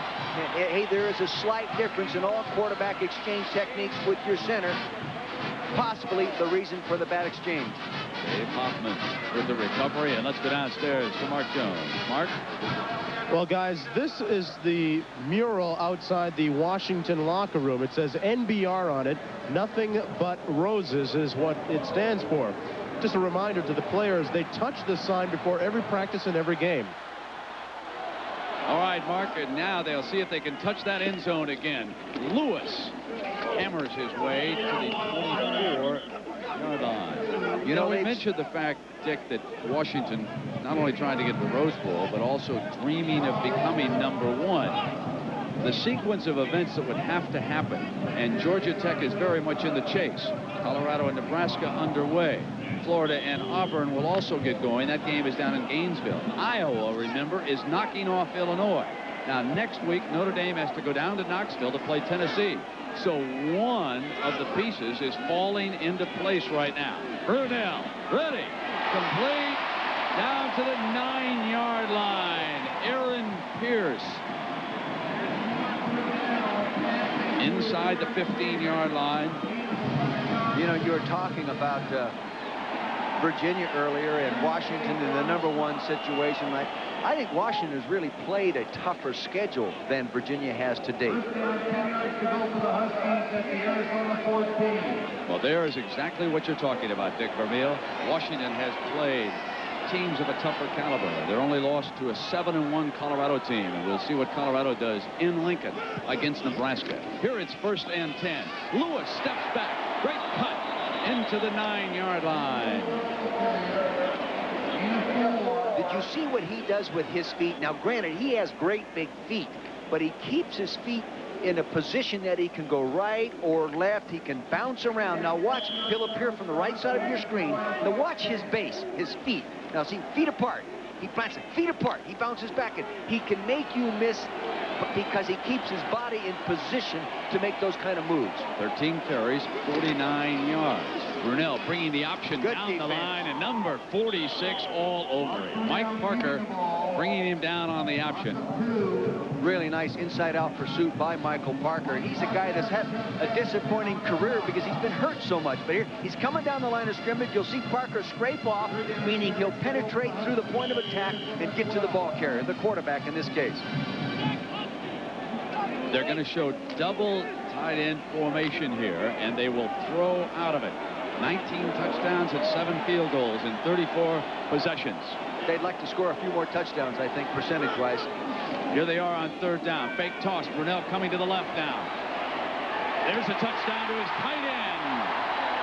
Pierce, the receiver, and the Huskies have scored for the third time.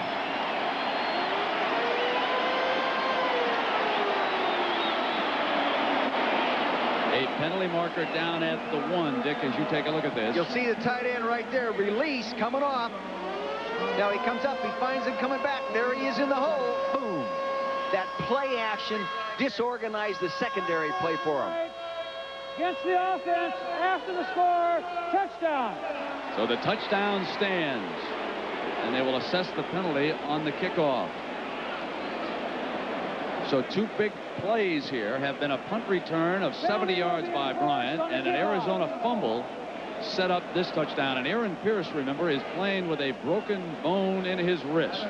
He has not been utilized much as a pass receiver, but obviously as the season progresses, that bone is getting stronger and stronger. Hansen adds the extra point, kicks it to Bremerton. It's 21-3. Washington again showing its muscle here at Husky Stadium. So your little brother's joining us, huh? He's not so little anymore. All right, now let's move it. He's what, 19? Weight setting 540 F14. Jeff's landing planes? 4-gear lens set. No. $40 million jets. Today's Navy. High-tech training that takes you only one way. Full speed ahead. Primary's off. Good job, guys. You and the Navy. Jeff? See? He's not so little anymore. Full speed ahead. The world's first dynamo was invented by Werner Siemens in 1866. It began the revolution that brought electricity to everyone. That was then. This is now. The generation, distribution, and control of energy are at the heart of Siemens today, where you work, live, and play. And with 35,000 people at work nationwide, Siemens is leading the way into the next century. Siemens, precision thinking. Jim Fox. It's time. Mike Bell. Time. Isn't it a shame, owners of cars and trucks seeing them quit before their time? You're out back. Maybe the owners don't know about AC Delco, a full line of auto parts designed with proper maintenance to help your car or truck last. Nick Bickner. What if everybody knew? Nick. Debbie? Huh? AC Delco. Where is everybody? It's like buying time. You know, when you have a great back, as that Washington has in Greg Lewis, and they fake the toss, defenders tend to overreact to get to it. And play-action passes are more efficient. And, they drive you crazy. You know, Dick, Channing Wiles thinks this is a game of safeties. Another penalty. He's back kicking the ball for the 20-yard line. That's where he's been all game long. And you expect me to reach the end zone, Coach? Now, here's the man Arizona needs to get involved in this game as quickly as they can. Number 20. And that's the Greg Lewis, of course, is over on the Washington side. This is Michael Bates, the Arizona number 20. In his last appearance here was the sprint champion at the Pac-10 track meet, winning the 100 and the 200 meters, and this one gets past him. And he'll dash back into the end zone and down it there.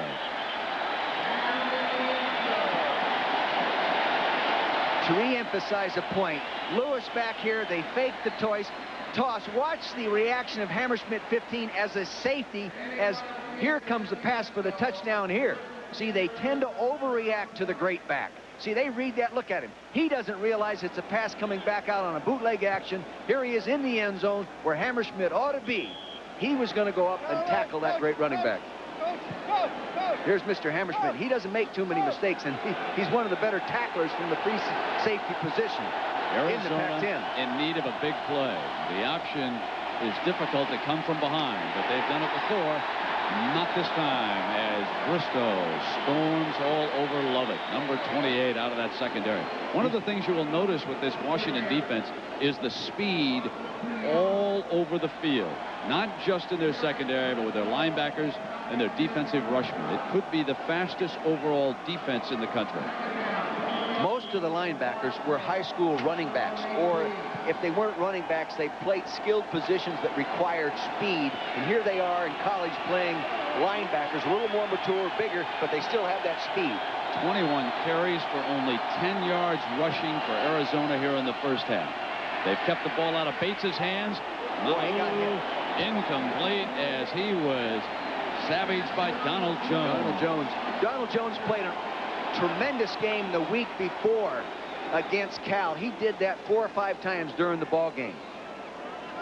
Well, coming up at halftime, Roger will have more information on what Iowa is doing to Illinois. I'm sure he'll have the UCLA-Oregon score for you. We'll talk about the bowl matchups and the Prudential Play of the Week. Dick?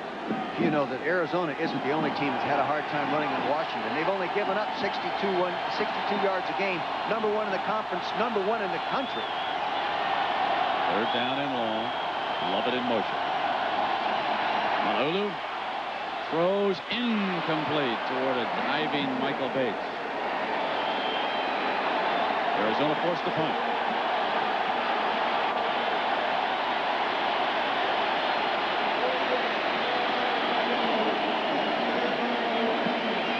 The big thing in punting to Bean O'Brien is get the ball up high. Get it up there in that.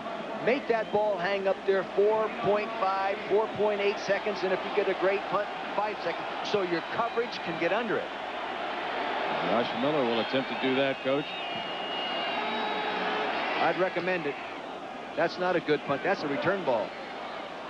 Bryant diving after the ball, and Washington will have it at the 45. Well, Mark Jones, how good a place is this to live? I've always thought it was one of the best in the country. What do you find out? Well, in a recent survey, Brent, Bremerton, Washington was ranked number 1 among 300 places to live. Seattle, Washington, where we are right now, was ranked number 2. Tacoma, Washington, ranked number 4. So a lot of things to do in this area, and one of the hot items going right now, a ticket to the Huskies football game, obviously. Yeah, I'd say that, and I believe the Seahawks are in town tomorrow, too, aren't they, Coach? I know you spoke with Chuck Knox. Yeah, they play the Chargers. I think the Seahawks are really going to finish strong. There's the screen that Washington likes with Jones, the fullback. You know that Washington, in the last 4 ball games, has 7 screen passes for over 20 yards, a completion, and an average of 35 yards a screen. They were really concerned. Arizona was really concerned about this screen attack. Second down and 2 after the 8-yard gain. Brunell for Bailey. Touchdown, Washington.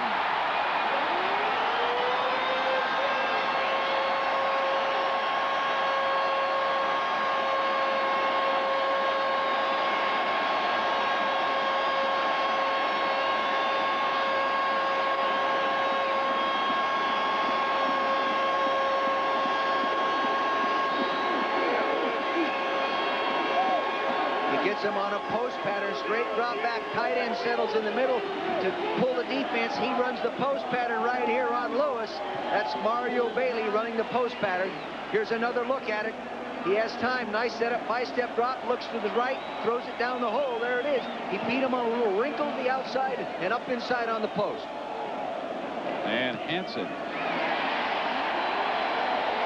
adds the extra point. It is 28-3, and let's remind you of what's coming your way on prime time here on ABC. Saturday, McMurphy returns home to a different war. I gotta leave, Mom. Bring me back. China Beach. Then... What does Bob want? Is Cooper getting close? I saw so much. Twin Peaks, Saturday. Great. Pay dirt. This is the Skins game, but this is the Skins game, and it only happens once a year. Thanksgiving weekend on ABC Sports. So Mario Bailey with a 47-yard touchdown reception.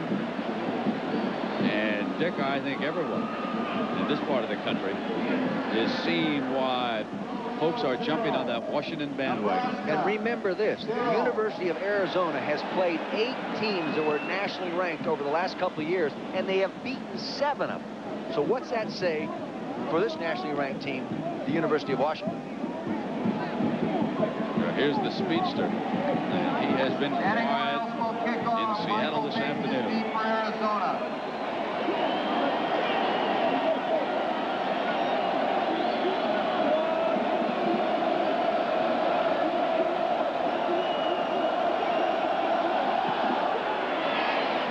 There's the kickoff. Off Lovett's hands, ricochets.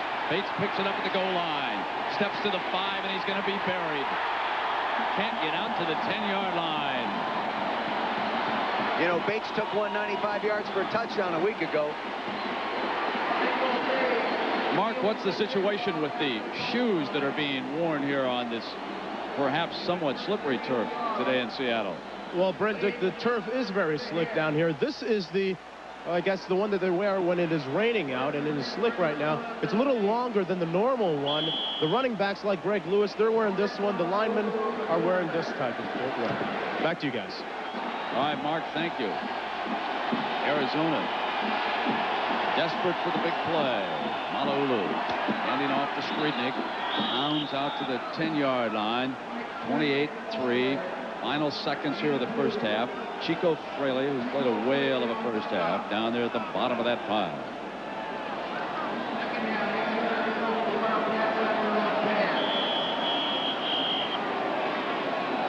Arizona very content here to run this clock out.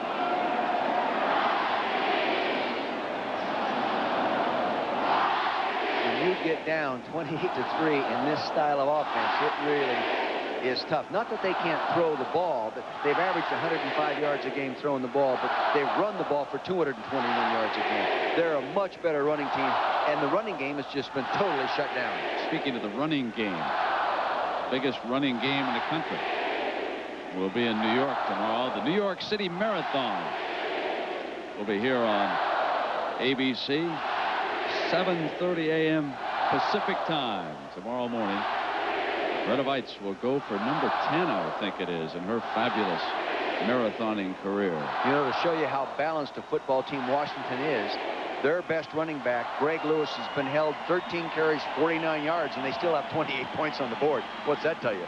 2 big plays involved here in the first half. A 70-yard punt return by Bryant, and that 47-yard touchdown pass, Brunell to Bailey, and it's 28-3. When you have a punt return returned on your team for a touchdown, you have to be the superior team to ever come back and win it. Washington will try to stop this play quickly and use another timeout if they can. McGill to the 16-yard line. They stop the clock with 34 seconds after a gain of 6.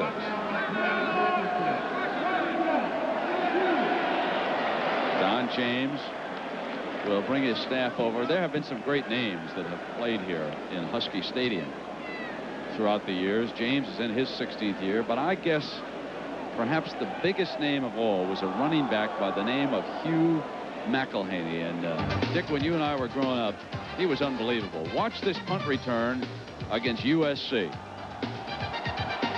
I saw him return the first time he ever touched the ball as a 49er, the opening kickoff for a touchdown. You know, I was a Northern California young man, and my dad would take us to a 49er game once in a while, and I grew up sandlot football. Whenever we chose sides, I was always Hugh McElhaney. Could you juke like you? I couldn't do anything like he could do, I'll tell you that. One timeout left. Washington obviously trying to force Arizona into a punt. There's 34 seconds left. 1 yard to go here for a first down, and Arizona will attempt to get it. Big hole, first down, Arizona out to the 21. The Washington defense is always always attacking. The linebackers very seldom sit and wait and catch. They're either stunning into the hole or scraping into the hole and off an opposite charge by a defensive lineman. Virginia and Georgia Tech. Huge one in Charlottesville, and the Ramblin' Wreck under Bobby Ross is right there in the third quarter, deadlocked at 28. McGill, who seems to be giving him a spark out of that backfield. He's shown the most life of any of the running backs for the Wildcats, so I'm sure we will see more of number 8. They're just running the old power off tackle play right now. No option to that. They're doubling down and pulling the guard and kicking out with a fullback. Now with 11 seconds to go, Arizona with some breathing room, and they can attempt a big play as McGill has carried here 3 times for 21 yards. Washington was hoping to force a punt. Arizona got a first down. Now is close to another one with 11 seconds left on the clock, and probably thinking of a flea flicker or something else that the Desert Fox has in mind here in an effort to get on that scoreboard before intermission. Those kind of plays normally don't work well in this situation in a football game. Is that a happy dog or what? I mean, Sun Dodger says, man, I'm going to go down to Pasadena on January 1st. Oh, going to enjoy the sunshine down there at the Rose Bowl. Look at my guys out there. Aren't they something? The happiest dog in America right now. It definitely is not Uga. And Georgia. It's the old Sun Dodger. Yes, indeed. See, pay attention here, he says. Let's not get that ball into Mr. Bates' hands over there. All right, here come the Wildcats now. 3 wide receivers off to the left. They're going to heave it down there and see if they can get something going. Malulu back, throws incomplete under intense pressure that time. Travis Richardson, 58, closing in on the left-hander. Travis Richardson is maybe the best combination of defensive linemen, rushing the passer, playing the run, doing all things. He's ranked up there in the Pac-10 in tackles for loss and quarterback stats, and he gets pressure on the quarterback. Hey, Dick, how shocked are you about what's happening to Illinois? I still find out just totally shocked. Just totally shocked. If I were going to put money on the game, I would have picked Illinois. But we don't do those things. Don't do those things. Malulu straight back, steps away from the pressure, fires deep, has wide receivers, and that'll do it here in the first half. Don James, the dog father, and the Washington Huskies lead Arizona 28-3. Roger Clyburn will have all the rest of the scores coming your way. You'll see Beth Ruiak, too, coming up on ABC. ABC's College Football, brought to you by Today's Chevrolet, who invites you to see why more people are winning with the heartbeat of America. And by U.S. Navy, you and the Navy, full speed ahead. We'll be back after these messages and a word from our ABC stations.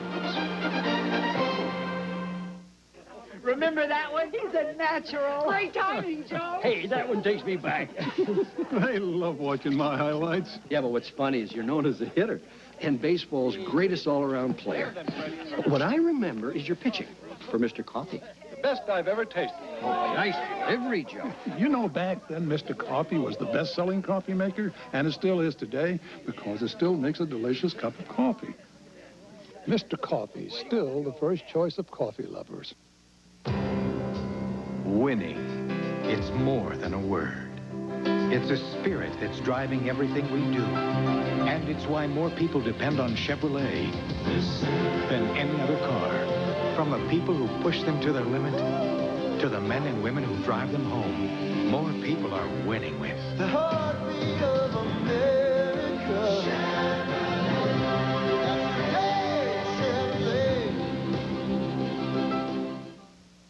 Sunday, Mary Tyler Moore and Bernadette Peters. I'm a person. I count. A world television premiere, The Last Best Year, Sunday.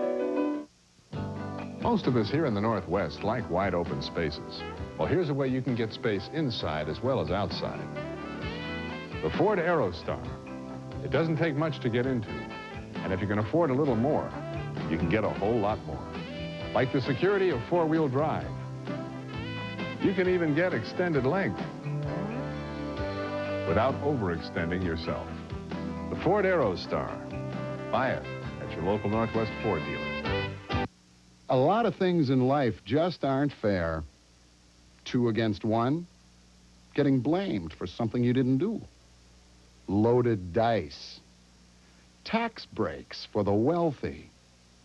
Norm Dix and the Democrats finally put a stop to that last one by fighting for a tax code that will make the wealthy pay their fair share. He stood up for us. Let's stand up for him. Re-elect Norm Dix. Go to a real haunted house. Watch Town Meeting Sunday at 6. ABC Sports and the Prudential, celebrating 20 years of college football together, present the Prudential Halftime Report. Brought to you by the Prudential, your piece of the rock. We won't let you get it until you've got it. Now from our ABC studios in New York, here's Roger Quibble. Hi, everybody. Hope you're enjoying the game you've been watching. Great football Saturday here, this first Saturday in November, and immediately top-ranked Virginia and Georgia Tech, the big game in the ACC and the country. And Virginia on a more-to-more touchdown pass of 63 yards has just taken a 35-28 lead. Sean Moore also with 3 touchdown runs in that game. Well, Navy and Notre Dame were tied up at 10 at halftime, and then the Irish exploded in the second half at East Rutherford, New Jersey. 52-31 the final in that game. In the fourth quarter, it was Rick Meyer, 54 yards to Raghib Ismail. And that put him up on top, 45-24. And what a day for the Rocket and his career, folks. This is what he's done now. 5 kickoff returns for touchdowns, 5 receiving, 5 rushing, 1 punt returns, and those are the average number of yards. Yes, he is the big play man. Nebraska and Colorado, the big one in Lincoln. The Huskers have won 19 straight at home. They lead it right now in the second quarter, 6-0 on a couple of field goals. And, of course, another big game, and there are a lot of them today. This one in the Big Ten. Iowa scored on their first 4 possessions. They lead Illinois right now in the second quarter, 35-7. And this was their last touchdown in the second quarter, the fake field goal. Holder Jim Hartley, 14-yard pass to Matt Whitaker. They have dominated this game in Champaign. Miami and Pitt. Well, it's Erickson so far today. He's got a couple of touchdown passes. Second quarter, 21-0 the Hurricanes.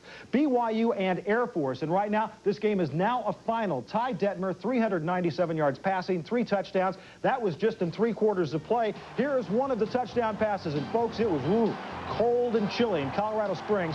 Third quarter, Detmer with plenty of times, 35 yards to Andy Boyce, and BYU with another big victory. Tennessee and Temple. This one, of course, the Volunteers win easily, 41-20. Tony Thompson, 120 yards rushing. Couple of touchdowns, of course, next week. Tennessee with the Irish at Knoxville. South Carolina and Florida State, and the Seminoles come up big. Ampli with 3 touchdowns, 41-10 the final for Florida State in that game. Louisville took 2,000 fans up to Riverfront Stadium in Cincinnati, and Anthony Cummings with 5 touchdown receptions, 4 from Browning Nagel, and here is one of them in the third quarter. Nagel, 36 yards to Cummings. And Cummings with this reception, and of course 5 on the day, he will break a record held by Mark Clayton, of course, who went on to be a fine receiver with the Dolphins. That record by Clayton back in 1982. Texas and Texas Tech. Final here, 41-22. Texas with 2 interception returns for touchdowns. Texas, the big game next week at home against Houston. Clemson and North Carolina. The final there, 20-3. The Clemson defense has not given up a touchdown at home. They've outscored the opposition 187-13 at home. And Wyoming and Colorado State, a great rivalry here. About 3 minutes left to go in this game at Fort Collins. Colorado State leads it 11-8. Want to remind you, coming up tomorrow on ABC Sports, it's the New York Marathon. Greta Vates goes for her 10th victory. Over 25,000 runners expected. Live coverage begins on ABC at 10:30 Eastern, 7:30 Pacific time. And with more on the race, here's Jim McKay. It's a beautiful warm day in New York City, and tomorrow is supposed to be the same. Hello, I'm Jim McKay, and the weather is good news for the millions of people who will line the streets of the big city to watch the New York City Marathon tomorrow, but possibly bad news for the 25,000 runners who will run in the streets and over the bridges of all 5 boroughs. Temperatures in the 70s may make it difficult, particularly for the men's champion Juma Ikonga of Tanzania, who won last year in record time. He likes to run in front. Douglas Wakihuri of Kenya, who comes from off the pace, might find the weather to his liking if it slows down Ikonga in the final miles. Now, over in the women's division, the remarkable Greta Vates of Norway will be trying for her 10th victory in New York at the age of 37. She'll have plenty of talented competition, however, including Kim Jones of the United States. It'll be a big day in the Big Apple, and I hope you'll be with us as we bring it to you live, starting at 10:30 Eastern Time tomorrow morning, the New York City Marathon. Now back to Roger Twibell. And thank you very much, Jim. To update you now, Iowa leading Illinois as the Illini has scored again 35-14 that game in the second quarter. And as the Prudential halftime report continues, what does it take to get a bowl bid? Beth Ruyak will have a report on the University of Louisville. But first, more scores from the ABC Sports Board.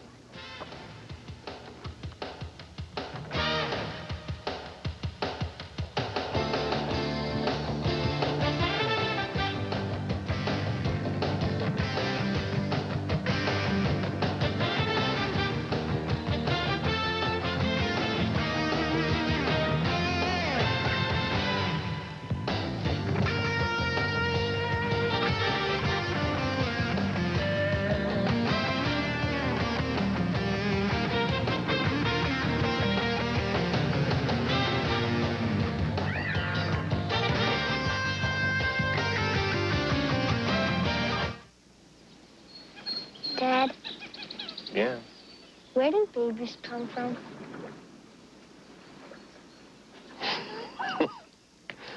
Well, son, it's like this. Under specific ovulatory circumstances, a male-female interface may generate an incipient life form that over a 9-month time frame displays incremental growth prior to an eventual... There are some things in this world you just can't explain with a lot of fancy talk. Determine certain outward characteristics. At the Prudential, we believe your life insurance policy is one of them. That's why our agents want to be sure you've got it before you get it. So you understand the advantages of an annuity? Sure. Maybe I should just run over that bit again. Your piece of the rock. We won't let you get it until you've got it. Celebrating its 75th year, the Pacific 10 Conference is the Conference of Champions. Pac-10 success in football and men's basketball is unparalleled nationally. Yet the Pac-10 may be best known for supporting the nation's strongest overall athletic programs, having captured the most NCAA championships in both men's and women's sports. Southern California, Oregon, California, Washington State, Arizona, Oregon State, UCLA, Arizona State, Washington, and Stanford comprise the Pac-10. The Pac-10 region stretches throughout the glorious West, from Arizona to California and north to Oregon and Washington. For 75 years, the Pacific 10 Conference has been and commits to being the Conference of Champions. Welcome back to our ABC studios in New York and the Prudential Halftime Report. Official bowl bids can be extended 3 weeks from today. But mark it down that the first unofficial bowl bid has been extended by the Copper Bowl to the University of Wyoming. Of course, if Wyoming wins the Western Athletic Conference, they go to the Holiday Bowl. But if they don't, the Copper Bowl would love to have them in Tucson, Arizona on December 31st. And joining us right now is Beth Ruyak. And Beth, there are those teams which the bowls pursue endlessly, but then there are those teams that pursue the bowls, and sometimes it's not so much what they do on the field, but off the field to get a bowl bid. Louisville, Kentucky certainly knows about that. The people behind the effort in Louisville knew that they had to take the initiative in convincing bowl committees that the Cardinals deserved one of the 38 bowl team spots. Now, 9 of those spots are already guaranteed because of conference affiliations. And then there are the marquee bowls and teams. So if you aren't Virginia or Miami or Notre Dame or Nebraska, and you can't chase the Rose, Sugar, or Orange Bowls, who do you go after, and how do you win an invitation? We asked Coach Howard Schnellenberger, who for the first time in 5.5 years at the University of Louisville has bowl committees seriously interested in his team. The Copper Bowl, they've been here almost every time. The All-American Bowl has been here almost every time. The Peach Bowl has been here on occasion. The Aloha Bowl has been here. The Liberty Bowl has been here. Others will come. Schnellenberger's people knew this could happen when last season the scalpers were actually selling Cardinal tickets. It's a familiar story. In 1980, Schnellenberger took a dismal Miami football program and led it to a national championship in 1983. Now in 1990, Schnellenberger has Louisville on its way using some of the same people and ideas. In those early years, what kind of lessons did you pick up or learn that are serving you now in the Louisville process? First of all, you have to understand that the people that make these decisions are part-time people. They're volunteers. They've all got their own individual jobs, and they really don't have a good handle on who are the up-and-coming teams. Do I hear an opinion here, then, that you don't agree or necessarily believe this process is a good one? It's a tough process, a very unscientific process, but it's the best one we have. I do get, just shake my head, the amount of time we waste and the travel time we waste where it could be put together so much easier in a room someplace, but I don't think that'll ever happen. The Liberty Bowl, in its 31st year, is in the middle tier of bowl payouts. With a sellout, each participating team receives $1 million, and the bowl just signed a 4-year TV deal with ESPN. Like any bowl, it wants a winning team and the promise of a sellout crowd. The main purpose of a bowl, any bowl, is to enhance the economy of your town. And you have to think in terms of what's going to fill your hotels and restaurants. And we need to show the bowl committees that this complete town has an enthusiastic spirit for this football team. This town wants this team to go to a bowl. Their problem, if they have any problem, they may not be real strong on television. Potential TV ratings are key to a bowl invitation. This season, 19 bowls will be played, paying schools a total of about $60 million.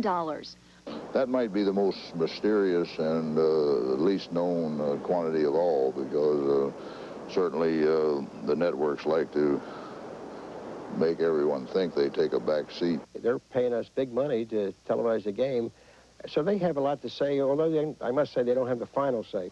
Official bowl invitations can't be extended until 6 p.m. November 24th. Yet just like a high school prom, everyone generally knows before that who will ask whom.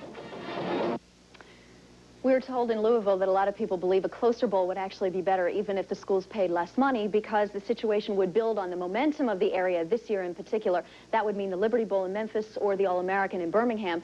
But the school's also been courted heavily by the Aloha Bowl, we're told. So maybe in a couple weeks we'll be hearing that this team is going to Hawaii. Everybody'd love to go to Hawaii. Now, Louisville has one game left against Boston College, and that game's at home, and a win there would give them a 9-1-1 record. Now, schedule is also important, but only one of Louisville's victories so far this year has come against a team with a winning record, and they've got 2 wins over one AA team. So schedule is very important to get yourself to 9-1-1. Now it's time to go back in time for our Prudential Play of the Week. ABC Sports and the Prudential celebrating 20 years of college football together. It's Auburn, Alabama in Birmingham, and Paul Bear Bryant needs 1 win to break Amos Alonzo Stagg's record for career coaching victories. Auburn leads at 17-14 early in the 4th quarter. Keith Jackson and Frank Boyles were there. Lewis going to put it up. Touchdown. Penrose, touchdown.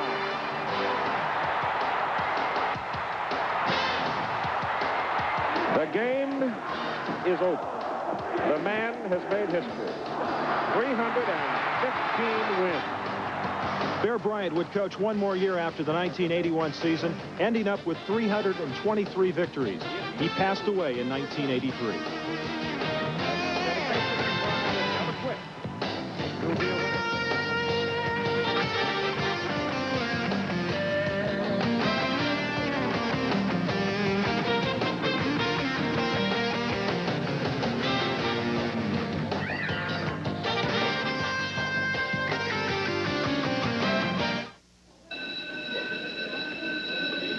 Cosine and cotan values diminish as angle x increases. Okay, kids, I guess that wraps up logarithms. Moving right along now to the Pythagorean theorem. Simple, simple, simple. This states that the square of the hypotenuse is equal to the sum of the square of the opposite 2 sides. As in, a squared plus b squared equals c squared. Got that? Great. Next, advanced calculus.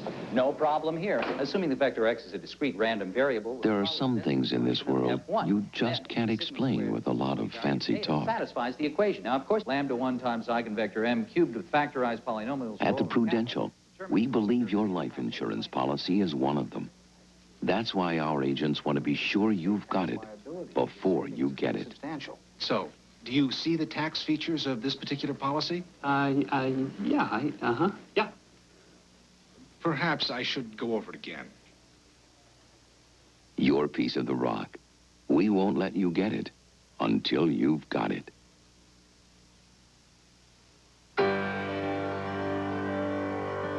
Renowned for its programs in such fields as the biological and life sciences, international studies, fisheries and forestry, the arts, medicine, business, and engineering. The University of Washington is one of the nation's leading research universities. The University of Washington, challenging today's questions with tomorrow's answers. I'm Al Michaels. Coming up on ABC's Monday Night Football, our first look in 1990 at the unbeaten New York Giants. Phil Simms leading the 7-0 Giants into the Hoosier Dome in Indianapolis to take on Eric Dickerson and the Colts. Monday, 9 Eastern, 6 Pacific. William Bell, an 8-yard touchdown run in the fourth quarter, and Georgia Tech and Virginia are now all tied up at 35 apiece in Charlottesville. I'll be back throughout the afternoon with scores and highlights. Now enjoy the second half of Arizona-Washington. We'll see you later.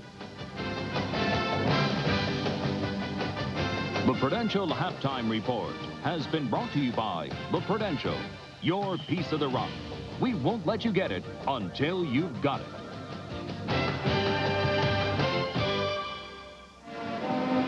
Well, Roger, while Virginia's defense struggles, Washington does not. All over Arizona after one half. The Huskies up 28-3, but they might not clinch that Rose Bowl berth today because UCLA leading Oregon in the second quarter by 3. Now they need an Oregon win plus a Husky victory here in Seattle to wrap it up. But the Husky band hopes that they're headed down to Pasadena Way to celebrate. You know, Dick Vermeil, when we take a look at the stats, it was supposed to be Washington's running game, right, that was going to dominate this? Well, that's, you know, they were concerned about the pass defense that Arizona presented, the experience, the speed, the Lewis is back there. Instead, they're really efficient throwing the ball and not running the ball real well. You're getting pretty hip with those. The Prudential Halftime Report has been brought to you by The Prudential, your piece of the rock. We won't let you get it until you've got it.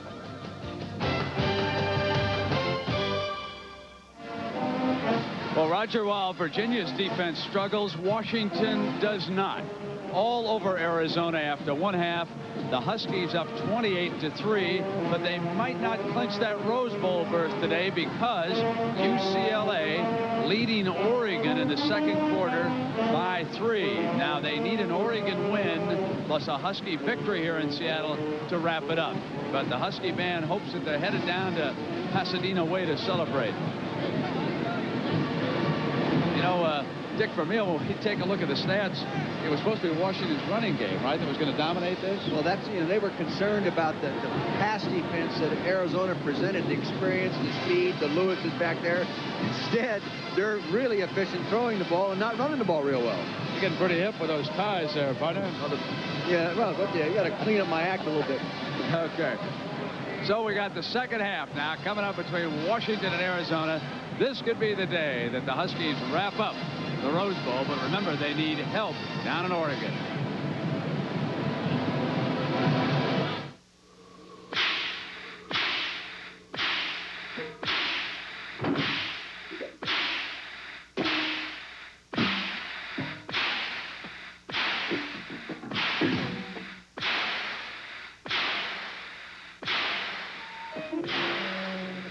Spend less time at the pump.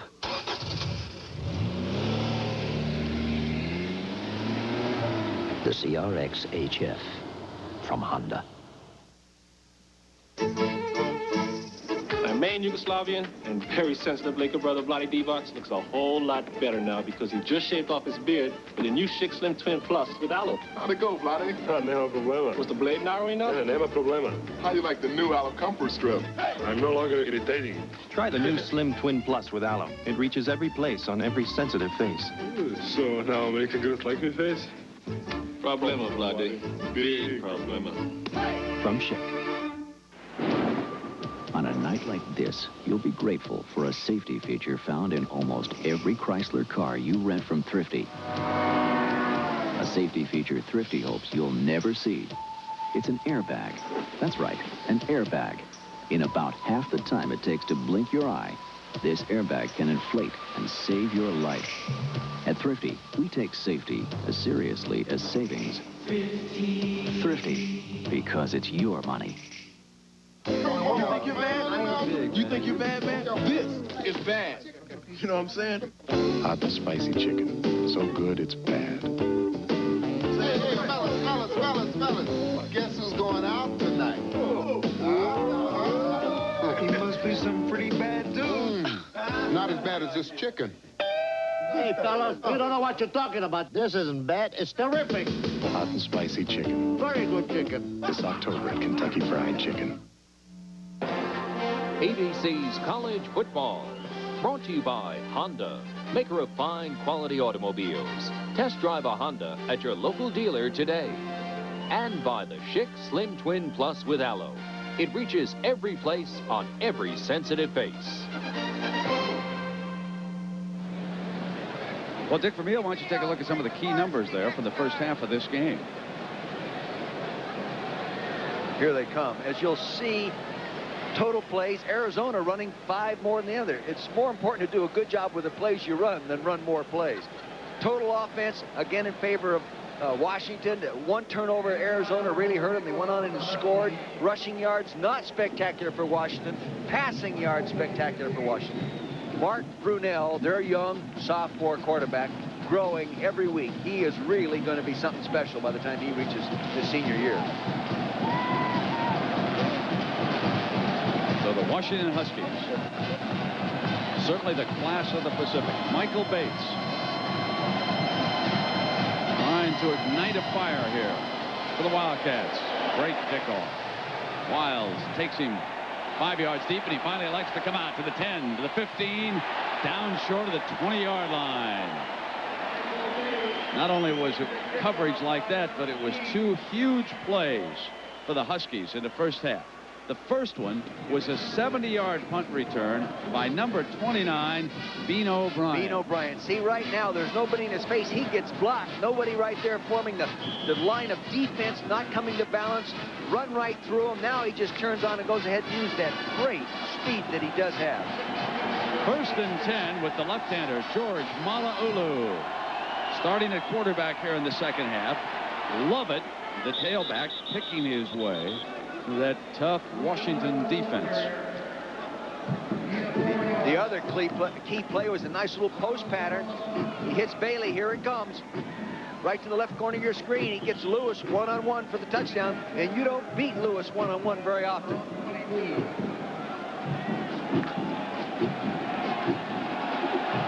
Second down and 6 for Arizona.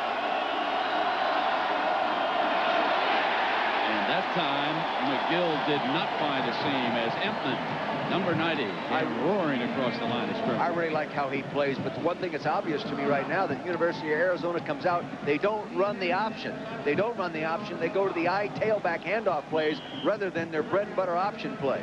Maybe that Washington has just totally discouraged them. You can see Empman, number 90, jump around the offensive guard, get all the way around the outside, have the quickness to come down from the backside. Here's a passing situation. Screen. Got a good play here. McGill got the first down and breaks free to the 45-yard line.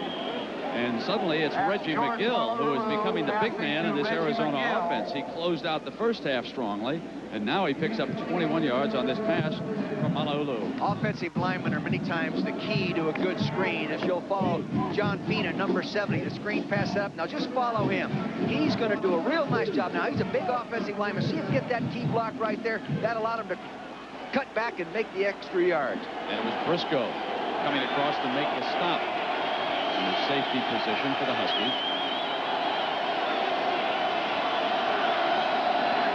1st and 10. Faking the draw. Mala'ulu to run out of it.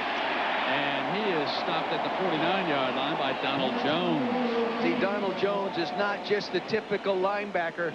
You can see him right here. He's not just a typical linebacker. He's the guy. He's run the 100-meter. He ran the 200-meter in high school, and he shows that kind of acceleration when he comes in on the backside of that play. He also put the shot put over 59 foot. He's an explosive athlete. Let's see, with our mark, there are 3 Mark Jones here. Half dozen on that roster. It's the Jones gang here in Husky Stadium today. 2nd down and 10 for Arizona. Streetnick to the 49 and into Washington territory. Their first possession here to start the second half with Brett Collins making the stop. Streetnik is not very tall, short little guy at about 5'8 and a half, 5'9", but he weighs 240 pounds and strong as a bull. He bench presses 408 pounds, and he's been efficient all year at pounding up inside there and making the 4, the 10, and every once in a while squirting for the long game. David Lockhart, number 1 into the game. Split out to the left. Slot to the right. Mala'ulu almost intercepted. It would have been a touchdown for Washington by Briscoe. Couldn't get a handle. Eric Briscoe almost came up with his 7th interception.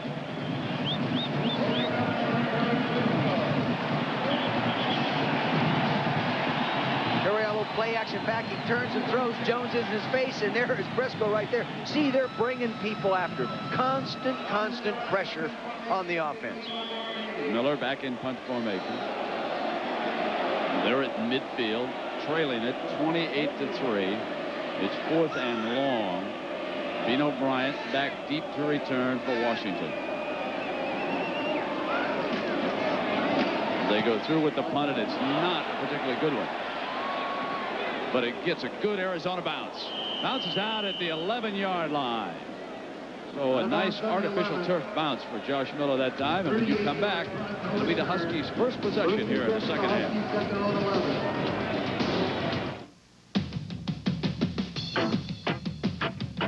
By 10:30 a.m. any business day, one company will guarantee delivery of your overnight air packages to more people, places, and businesses than anyone else in the industry. Huskies to the line of scrimmage. Here's the toss to Lewis. What they expect in the second half, a lot of base blocking, and there's a penalty flag down at the 15-yard line as Darren Case made a good play defensively. And again, Dick, we have seen the Wildcats being very efficient against the Washington run game here today. Well, they have those 8 people up front, remaining then many times in a 3-deep or a 2-deep zone, and Washington has done a good job of throwing the ball within that coverage.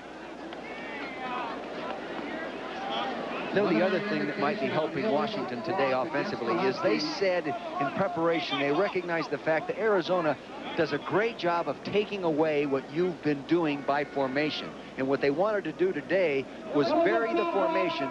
Offense, penalty is declined, second down. It was an illegal block, and James getting an explanation over there on the far side from one of the officials. Dick, you can take a look at it here. They have declined the penalty.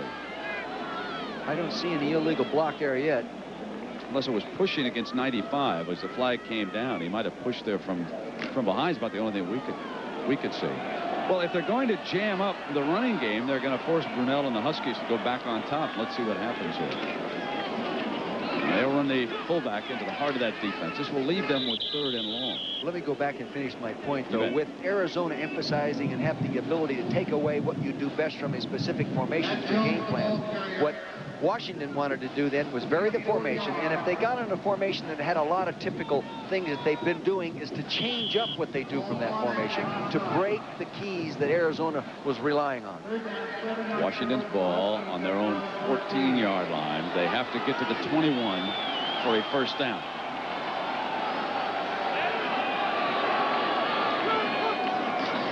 Brunell to throw. Receivers are covered. He's trapped in the middle, and he'll go down at the 7-yard line in the arms of Reggie Johnson, who's been pretty quiet here in this game so far.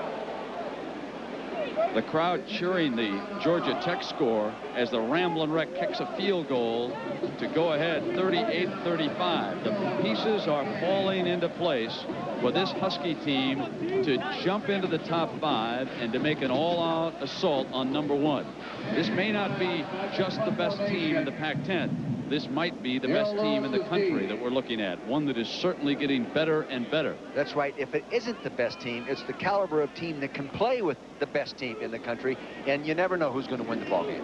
All right, here's the possibility for Arizona to get something going.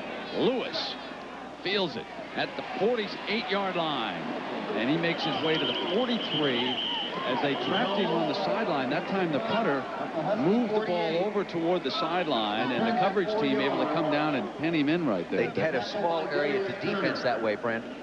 Rather than kicking it into the middle of the field, they defense by the area over outside the hash mark. Well, the Pac-10, some other doings around the conference. The Stanford band was suspended for their shenanigans at Oregon. Marinovich returns, but we have heard that he will not be the starter, that Shane Foley will go against Cal. Washington and Stanford both looking for athletic directors. 1st and 10. Now Ulu incomplete. Well, Washington looking for an athletic director is the long-time, very successful AD. Mike Lude has been forced out. I asked Coach Don James, I said, would you like to be your own athletic director? Wouldn't you like that job? And here's what he had to say. No, I've already made that clear. I think it's a terrible job, and I don't want it. We should point out that James and Lude are extremely close and have been a great team, and you hate to see somebody like Mike Lude go to the sidelines. He's the kind of athletic director you really need around the country. They've run a very successful and clean program up here at Seattle. Malaulu incomplete again, trying to find Bates, and they have started to do a job on him defensively. He came into this game, in fairness to number 20, he came into this game a little bit nicked up today. Had bruised rib problems. And boy, there's nothing worse than trying to play with bruised ribs. You take that deep breath, and those ribs expand. There's pain. You talk about Mike Lude, the athletic director here. He's respected by all the athletic directors in the Pac-10 that I know.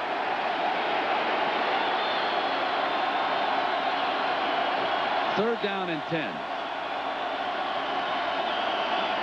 Off the fake. They come on the reverse. And Bates buried by Brett Collins. Brett Collins will be coming from your right side of your screen. Brett Collins has played good football every time I've seen him play. Here he is, outside right side, good containment position. He got as deep as the ball moved away, and then he settled it just to check in if it was going to come back. It came back. He was in good position, good discipline, good play. He's a smart football player, too, at a 3.4 grade point average coming out of high school. Miller again. Washington's ball at Arizona's 34-yard line, and Miller may be hurt.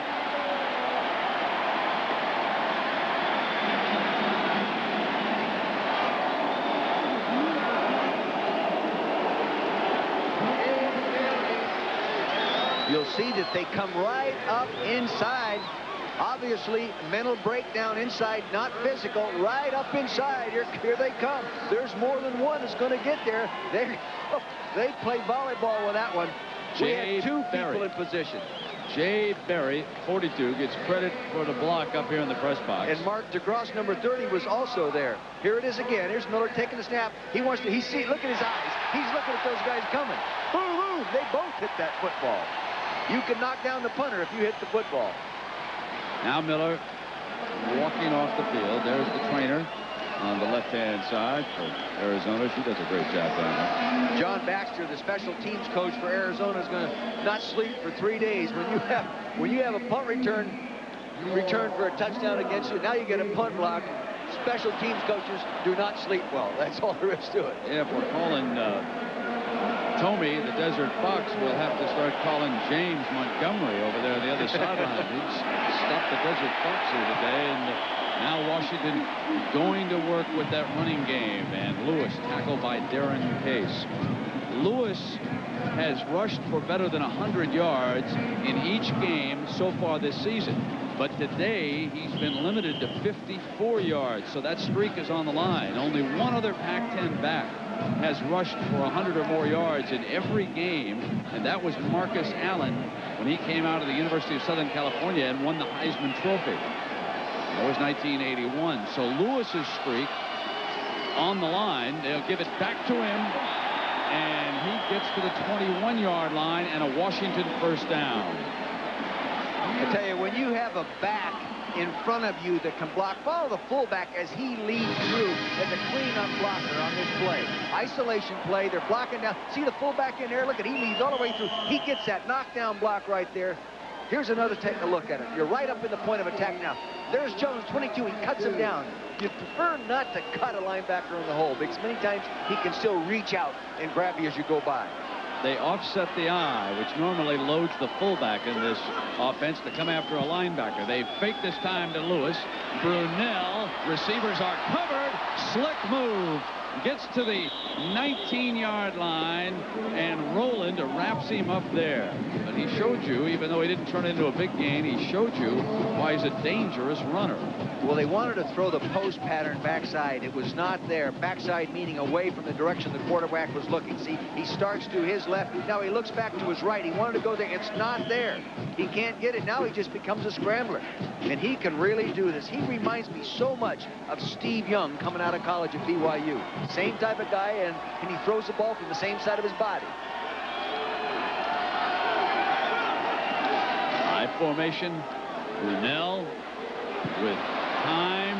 Can't find a receiver. Now he'll go out of bounds with Hopkins, number 82, pushing him out of bounds at the 23-yard line. I believe that was a broken play. There were people setting up the screen, offensive lineman over there, and no one going to the screen. Here's Brunell again, buying some time. The lineman setting up the screen to the right. He didn't want to throw it. I think Mark Brunell lost concentration on what the huddle call was because Greg Lewis was set up over there to accept the screen pass. 3rd down and 11 for Brunell and Washington. Remember, this possession set up by a block punt. Brunell straight back, fires, almost. No, Bailey couldn't get the handle on the deflection. Roland was there defensively for Arizona. It looked like for a moment that Arizona might intercept, and then the deflected pass could have been caught for a touchdown. Here it is. It's going to be coming right at us now. Todd Burton rolled up short. Here he is, number 5, and he jumps up there like he couldn't hang on to it. Bailey goes for it. He couldn't hang on to it. Take another look at it. Here it is, a nice throw, but he doesn't anticipate the underneath coverage. That corner rolled up there. Burton flashes across in front of him. He misdirects it. Bobby Rowland. Travis Hansen to attempt the field goal. The 40-yarder on its way. Oh, what a leg that freshman has. He just showed everybody why he's the first freshman scholarship kicker here at Washington. There's a hanky down. They're playing drop the hanky on the field. Back it up 5 yards, he'll kick the next one, too. But it was against Arizona, so the field goal stands. He and his brother must have had some great duels. Defense, extra point is, field goal is good. Forced on the kickoff. So it is Washington 31, Arizona 3. We'll be right back. As the most dominating team that you had seen this year, and we certainly have seen nothing here this afternoon to change our mind. And we want to point out to the Arizona fans, we think this is a quality Arizona team too. They've had some peaks and valleys this year, but they're being dominated 31-3 here. They are being dominated, and they have totally taken away the option football game, which I don't believe anybody this year has totally taken away the option like Washington has. The penetration is killing them. Remember, this Washington team up here beat USC 31-0. That's the kind of kickoff that the coach likes. Get a little of that breeze off Lake Washington behind him and just banging out of that end zone. That 5-yard penalty added on really made a difference, didn't it? Well, we've mentioned this in the first half, and it certainly is worth repeating now. How the Huskies can get to number 1.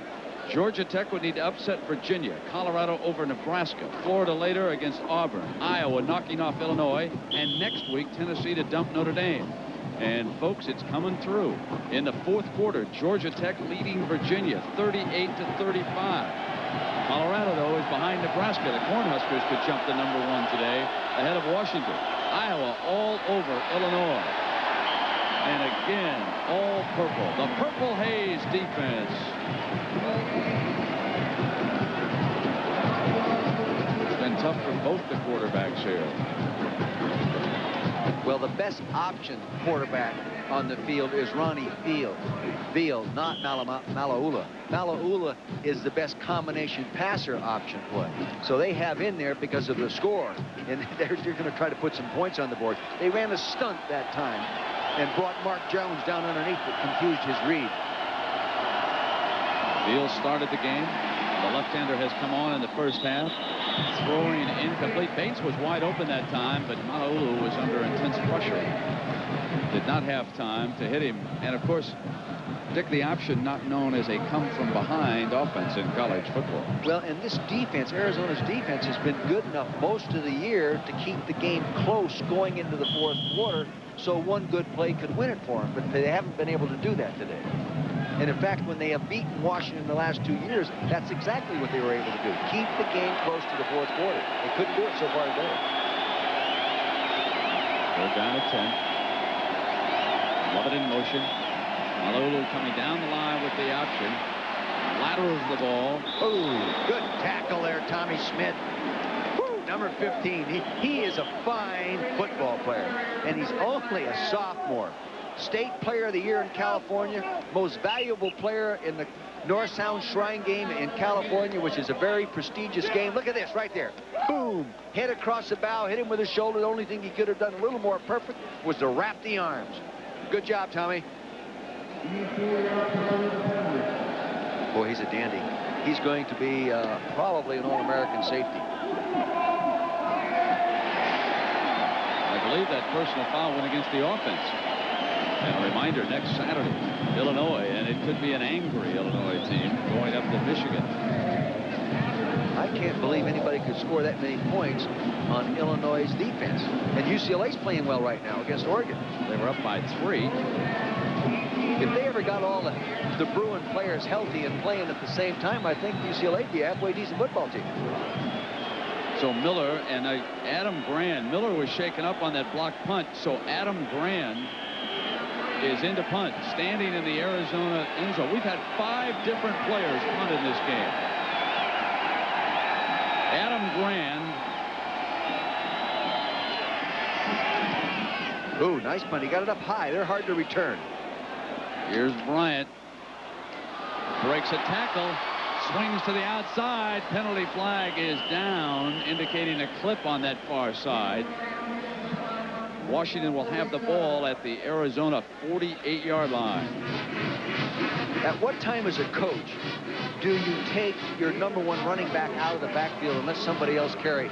Do you wait until late in the fourth quarter, or do you go ahead and keep running him right now, hoping he gets more yards so he can, maybe make a better effort at a move for the Heisman Trophy nomination? But 31-3. First down. I was always very conservative in that situation, Brad. I'd get the best running back I had out of the ball game. Hey, UCLA 17-7. Easy now. You're not the coach of that team anymore. That's your friend Brooks down there anyway at Oregon. Yeah. He's suffering with this one. I think you thought Oregon would beat UCLA. Well, based on what we have seen, but we have never seen UCLA play with a healthy football team. Detmer with 3 more touchdown passes. Boy, is he accurate. Trying to rally his Heisman Trophy chances, but they don't go back up on network television, I don't think, the rest of this year. It'll be tough for the young man. Although Moore may come up a loser for Virginia today against Georgia Tech. Now it is Greg Lewis. What a great run to midfield. What a great run by number 20. And Greg Lewis.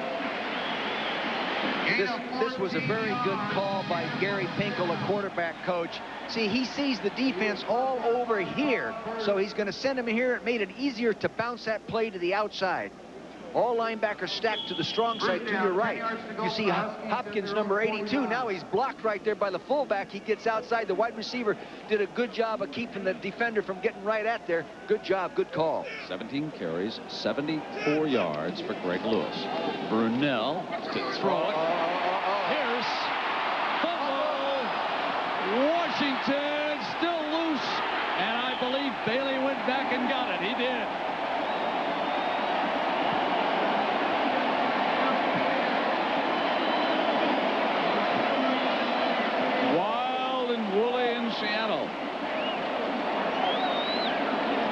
Arizona was playing a double zone, and this tight end should not be allowed to come off the line of scrimmage free, because if he can get down the hole too easy. And that's just what happened. No one held him up, and he comes right down the hole cleanly. That is, I mean, that's a gimme. If you have to chuck that tight end, and you can't allow him to get down there cleanly. Boy, you had a little luck going your way that way. Hammerschmidt knocked the ball free, and it was fortunate for the Huskies that Bailey was able to recover at the 10-yard line. First down for Brunell and the Huskies. Lewis to the 1-yard line. He's getting his motor running now, and I think Arizona is losing just a little zip. You'll see right here now, it's just the old fullback lead, tailback handoff going to the weak side of the formation opposite the tight end. Fullback's looking for a man to block. There he is. He gets a nice kick-out block on him. That defense is not real good against that kind of running. They're going to have to straighten those linebackers and move them over. You can see that Lewis has got more than double the Arizona rushing yards. That does indeed tell a story, doesn't it? Brunell kept it and went up over the top for a touchdown. He made like a high jumper there at the end, didn't he? You know, the second effort is just part of Mark Brunell's personality. Watch him right here. He's on the pile, which means he's not on the ground. He's up on his belly there on the pile. Now watch him, that second effort. There it goes. Just automatic response by a competitor like Mark Brunell. Here's another shot at it. Here he goes up. Look at case number 50. He jumped so hard and so intensely that he went right over the top of the play. Last week, Brunell scored the trifecta. He passed for one, ran for one, and caught one. Here today, he has passed for a couple. He has run for one. He's held for extra points. The only thing that number 11 hasn't done, he hasn't caught a scoring pass here today. But there's still a lot of time left for that. We'll be right back. Life isn't a game, you know, sir. You got to think about making a living. Well, there's Mark Brunell. Do you remember the story when he came out of Southern California? Todd Marinovich was the most highly sought after of the trio of quality quarterbacks. He went to USC. Brett Johnson went to UCLA. Brunell came up north here to Washington. And here today, Marinovich has relinquished his starting job to Shane Foley at USC. Brett Johnson has transferred to Michigan State. And Mark Brunell and the Washington Huskies are stalking a possible national championship. Folks, this is a great college football team. Bates 5 yards deep will bring it down and come out on the 20-yard line. They are beating up on the Pac-10. I mean, they're not just winning games. They are burying everybody. USC went down 31-0 up here. And also, they have beaten Oregon 38-17. Stanford 52-16. California 46-7. Now leading Arizona 38-3. This is better than Sherman's march to the sea down in Georgia. Malulu bringing Arizona to the line. And it's going to be tough going here for Arizona. They'll have to line up and try to throw the ball now. And the Huskies will tee them up. Instead, they run the option on first down, and there's daylight from Malulu out to the 40-yard line. Great time for that call, Dick. Nobody in the quarterback's face. Now, it's been Washington's game plan, and they've executed it well all through the game, is to get somebody in the quarterback's face as soon as he comes down the line of scrimmage. A blow-in assignment defensively. And a 20-yard gain. With Georgia Tech kicking another field goal to go up on Virginia. 41-38.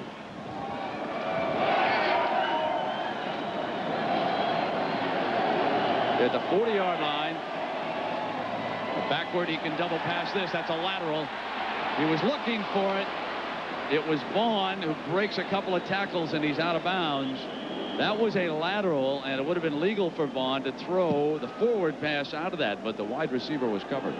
Vaughn was a high school quarterback, so he can throw the football. You can see as they pitch the football, they get it, and he pitches it. Now he pitches right out there, wham, left-handed. He was thrown behind. Look at, he wanted to throw it. He's thinking, oh, I'm back in high school, I can throw it. This young man, it's the first time we've seen him play this year. He's impressive, other than on tape last week. Turns it into a 9-yard gain. 2nd down and 1. Oh, good trap. To the 43-yard line. And Tommy Smith bringing him down. But it'll be a 1st down for Arizona. A good call because of the penetration of the defense. They went with a trap play and trapped that penetrating defensive lineman. You'll see Rick Warren, number 60, pull, trap, right here. See him kick out right there. There's that hole right up inside. Good timing, good execution. McGill breaks a hand tackle by Entman and then gets to the 41-yard line before Chico Fraley stops his progress. Boy, we've called his number enough today. Roland Heights, Bishop Amat High School. 222 career tackles coming in. Georgia Tech whipped him. That's big for Washington. That means Notre Dame will move to number 1 this week in all likelihood. The Fighting Irish will jump to 1, but Nebraska certainly could push it with an impressive victory over Colorado. And Washington will be hot on their tail, just as they were hot on Malauulu's tail, and he gets off a nice pass to Jan. He just couldn't get turned upfield.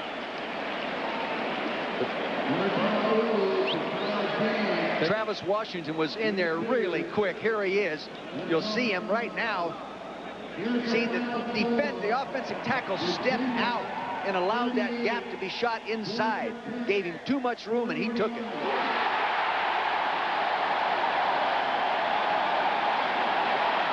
The Washington players are now celebrating the score. The fans have just been informed by the PA announcer that Virginia has fallen. 2 pieces of the puzzle into place for the Huskies. Now it's McGill at the 40, 35, 30, 25. McGill breaks spray and a great tackle by Impman. The big defensive lineman came from behind and got him, Dick. Just a good screen play. Again, screens are good against defenses who are getting upfield to try to get to the quarterback. You'll see here again, let's look at linemen and see what they do on screen plays. Here's the big tackle. Here's the big guard. That's Flory, number 58. Nick Finian-Ganofo, number 61. See them working out there? See them? They'll see if they do anything. Oh, Flory gets a nice knockdown block. There, Finian-Ganofo gets a block. And number 90, who was in hot pursuit, made the stop. Malauulu brings it down the line. Fumble! Washington recovers. Chico Fraley, number 39, recovers the fumble.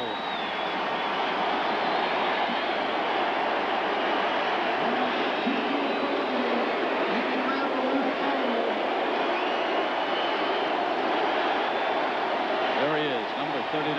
He's had a fabulous game. He sure has. We started calling his name from the first snap, and we're still calling his name. You know, he's not even their best linebacker. The best linebacker they have is not in uniform, James Clifford, who was injured before the season really got going. Here's a low look at it here. Going down the line of scrimmage now, quarterback makes the fake, pitches it out there. Good penetration right off there by Travis Richardson, caused the fumble. And they run the option. They don't fumble very often. That's only the 7th ball they lost all year, fumble. They're going to try to get Lewis 100 yards. That's exactly what's going on. Greg Lewis gained 5 more yards. There's a team that could well jump to number 1. Lewis's numbers right now, he's rushed for 87 yards. We want to thank our stats man, George Hill. A homecoming for you, George, coming back to the Seattle area. Iowa. What are they allowed him back? Oh, he's got with his reputation around here. No crime in his sakes. I think he and his dad are going to go watch the Seahawks here tomorrow. I wish I could.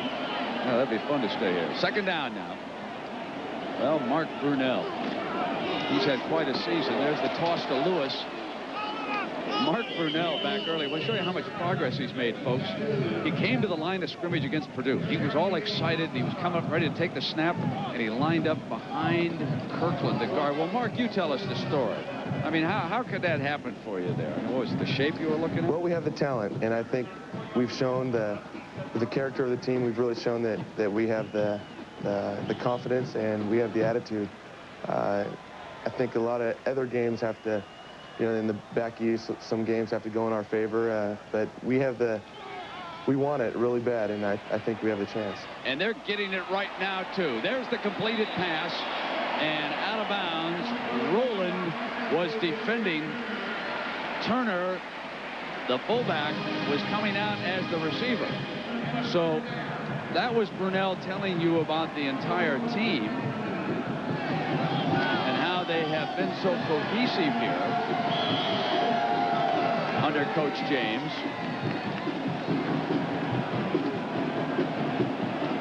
Nobody does a much better job of coaching than this guy and his coaching staff, Coach James. I can remember coming up here.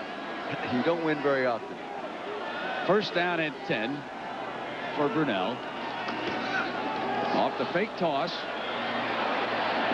Throws it complete to Pierce. Well, now we've got that moment when Brunell came up. It's one of my favorites of the college football season. It's a good story. I was not going to get out of this game without letting him tell the story. Mark, what happened now when you came up behind Kirk? Tell me the truth. What went on? Well, you're looking at the defense and you know, a lot of pressure, and it's getting towards the end of the half, and you're really excited, so you just kind of step up in front of him, and you know, all those butts look the same, really. And I think every quarterback has done it. Every quarterback has to go through it, and you got to look at the humor side of it too, though.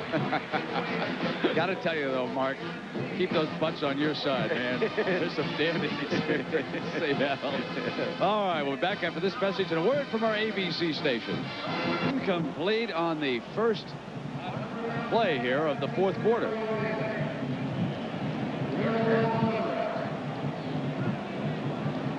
Well, that's the margin of victory for Don James and the Washington Huskies, the man they are referring to as the dog father here in Seattle. And he has run an unbelievably successful program. He's done it the right way. He's never been on probation. His kids come in here, they get an education. Outstanding. Brunell, his young quarterback, tosses. Lewis makes a slick move. What a great move that was by Greg Lewis, and finally out of bounds. Darrell Lewis in hot pursuit for Arizona. They run their own style of option. This is a tough option. It's been successful for them all year. Now, you'll note that the backside guard will pull and seal on that. He'll try to seal the defense as the quarterback comes down with a fullback lead blocker and the pitchman, number 20. Here he comes. Now, see him come. Now, watch the guard. He's going to seal it off inside. He gets a nice block. Look at that move. What a base and balance this young man has. 21 carries, 99 yards. All they need one more now to keep that string going. Here he is, out of the eye. They'll want to get him that mark fast and then get him over on the sideline. There it is. Lewis keeps it going, but there was a penalty flag down. Let's see if the gain stands here. Lewis has had 2 seasons back-to-back of over 1,000 yards, which is a first for the University of Washington. Broke the single-season rushing record, coming into this game at 1,126 yards. Kid scores a touchdown every 24th rushing attempt. They picked it up. Said there was no flag. That's 103 yards now for Don James, franchise running back, behind an offensive line that you can't say enough about. Kirkland, Cunningham, Kennedy, Turner, the fullback. Well, Mark Jones, what's it been like down there on that Washington sideline this afternoon? Well, guys, just a few moments ago, this was the reaction on the Washington bench listening to the final score of the Virginia game. I know Coach James has told them not to think too far ahead, but these guys definitely have Pasadena on their minds. Mark, they got more than Pasadena on their minds when they heard that score. Yeah. They got Pasadena and #1 on their minds now. With Illinois falling, they're going to jump ahead of Virginia. They're going to jump ahead of Illinois. An early projection, folks, an early projection would be #3 for Washington, behind Notre Dame and Nebraska. We'll have to wait and see how the voters see it. Incomplete. Let's get to Roger Twibel now for an update on that Donnybrook. Roger? Well, Brent, this is how it ended in Charlottesville. Georgia Tech 38, Virginia 35. Ball in the Georgia Tech 1, and more to Kimball for the touchdown pass, but an illegal procedure penalty called it back. Consequently, Wells decided not to go for the touchdown on 4th and goal and kick the field goal. Then 10 seconds left, Tech Scott Sisson from 37 yards out, and Georgia Tech has beaten Virginia. Brent, who's number 1? Nebraska, maybe? Hodge, I'm trying to get the Irish up there, but listen, Roger might be absolutely right. If Nebraska's impressive against Colorado today, they indeed could wind up number 1. Catches made there at the 12-yard line. But Roger, everybody here in Seattle says you're overlooking the Huskies, man. You got to look west of the Hudson. Come on. We'll be right back. Shambles out of the Pac-10 race, leading Arizona 38-3 with 13 minutes to go here in Seattle. This could be Rose Bowl day if Oregon can come back all the way on UCLA. Ooh, good tackle. Nowhere to go. That tackle was made by Shane Powakor. He's a very good athlete. Of course, he's the brother of the offensive left tackle, Jeff Powakor.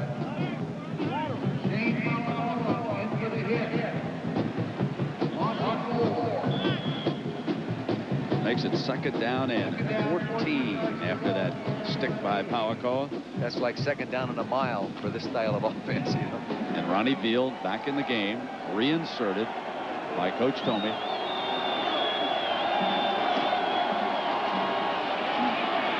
It'll be 3rd and long.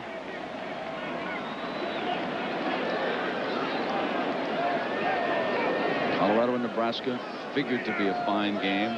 Colorado beat them, and UCLA's lead over Oregon 17-10. Remember the combination. Huskies need a victory here, and there's an injured Arizona player down. Is that the fullback that carried the ball? No, I don't believe it is. And while we tend to... That's Paul Toffenmeyer down. The center. Been shaken up earlier this season. He had a sprained ankle earlier in the season against Oregon. Speaking of injured players, Phil Simms now back at quarterback, and that's amazing, Dick, that you would think that the Colts could shock the Giants on Monday night. I didn't say that. I didn't. I don't think there's any way they can shock the Giants. Well, we hope Toffenmeyer is all right. Apparently, it's at the right leg that you can see 59 right here, Toffenmeyer. He's working his right leg. You see it gave away right there. His own offensive lineman being blocked and pushed back into the knee. And that's how most offensive line injuries occur.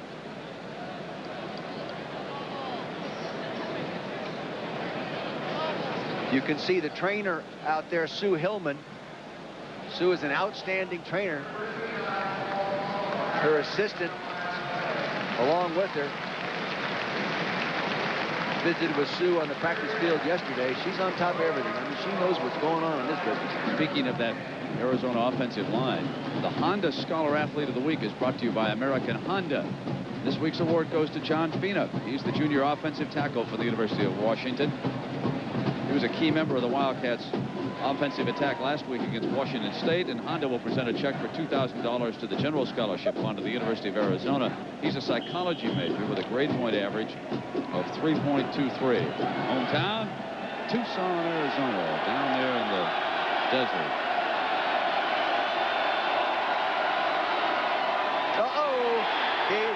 Down at the 2-yard line. Entman and Hoffman. They didn't account for everybody in pass protection inside that time. Here comes Entman, number 90, was coming after him, you know. And then 54, Hoffman was also there. Now you're sitting in a quarterback position, dropping back. You can see a running back. Somebody has to pick up Hoffman. He gets over and gets in front of him, but he just takes the running back, Lovett, and knocks him right back in the quarterback's lap. Adam Grand will attempt to punt. No, he can't spread punt. He doesn't have enough room, so he's got a tight punt. Blocked out of the end zone for a safety. Dana Hall blocks it out of the end zone.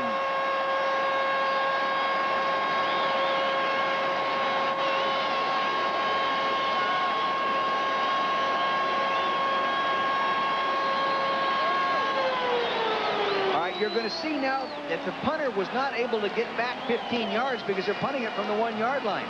They have to tighten up. It shortens the corner, and he comes around and gets the punt.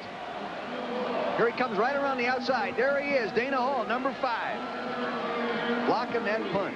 That's 2 punts blocked. And in case you're wondering, if the ball had been recovered in the end zone by Washington, it would have been a touchdown. But Hall hits it here, and it bounces past the end line, so it's a two-point safety, 40-3, and the ball will be put in play from the 20-yard line. Not only have the Huskies blocked 2 punts, which Dick just told you, but Bean O'Brien in the first half returned a punt 70 yards for a touchdown. Now, the story is that Arizona has thrived on its special teams under Coach Thome, and here today it is the Huskies getting a large measure of revenge. This would be the first time for those players over there that they will have beaten an Arizona team. And they're doing it soundly. And, you know, when you beat people on the line of scrimmage by dominating with your defensive front, your offensive line controlling it, and then your special teams just get after them and whip you, it's not surprising that you're looking at a score of 40-3. They really don't have a weakness. The last time I thought they might have a weakness in place kicking. I think they've improved that going with the freshman, Hansen, as a place kicker. Costin to kick it from the 20-yard line. Smith and Bryant, the 2 deep men. This will be a long plane ride home for Coach Thome and his staff and players.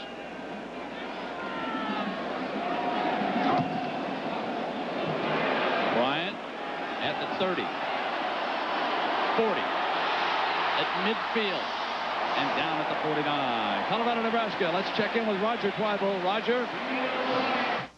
Thank you very much, Brent. Late third quarter, Nebraska quarterback Mickey Joseph will roll left. He'll look down the middle, and he finds Johnny Mitchell on the slick field at Lincoln. He goes 46 yards for the touchdown. Nebraska misses the 2-point conversion. They lead at 12-0. And Brent, last time I checked, Lincoln was west of the Hudson.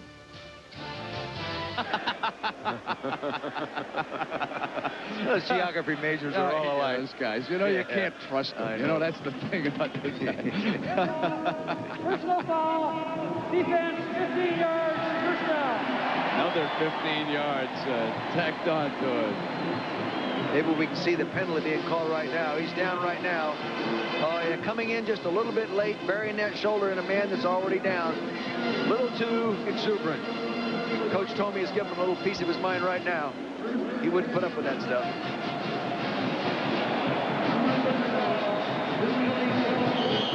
So it'll be 1st and 10, and Billy Joe Hobert replaces Brunell as the quarterback. Jay Berry, 42, replaces Lewis. Ooh, great block by the fullback. Bangs to the 25. And Matt Jones, 22, leading the way. Matt Jones, you talk about leading the way. He did an awfully good job. I think we'll be able to see the block. The fullback will come in here and block the linebacker. You don't see the fullback. You'll see him right as he appears. Here he is, deep. There's the fullback. Watch him. Boom, he cuts him down right there. Does a real nice job of getting him on the ground. Washington's only loss this season was to that Colorado team, which is trailing Nebraska right now. Leif Johnson also in the backfield for the Huskies.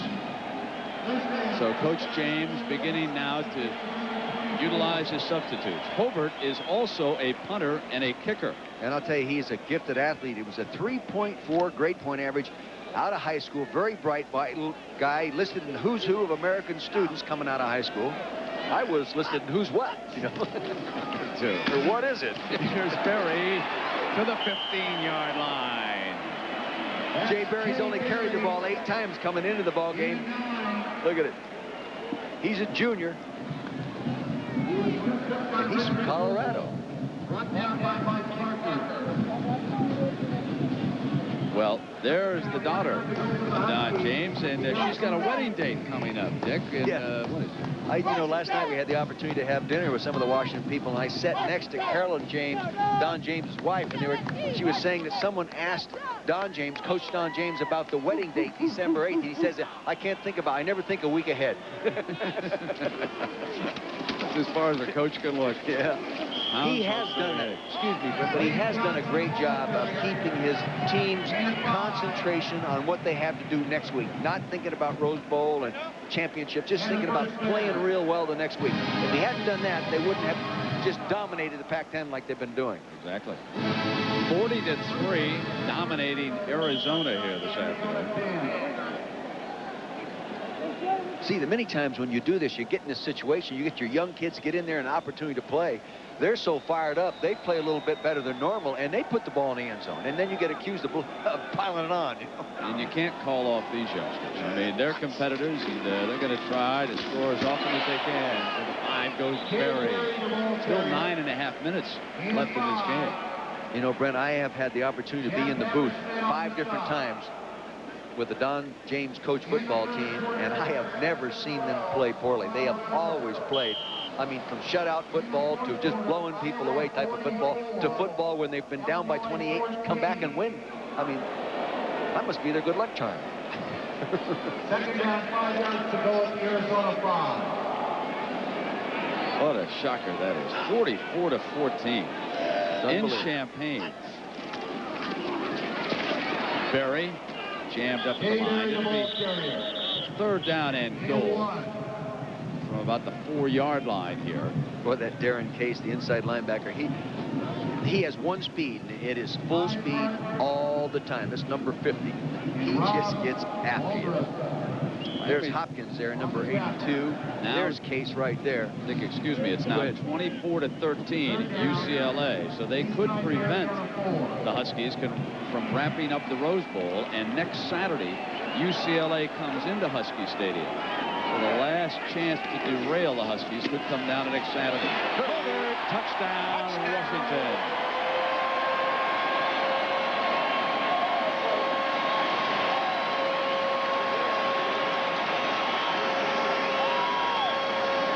That's Hobart's first touchdown run as a player at the University of Washington. He's thrown 1 touchdown pass.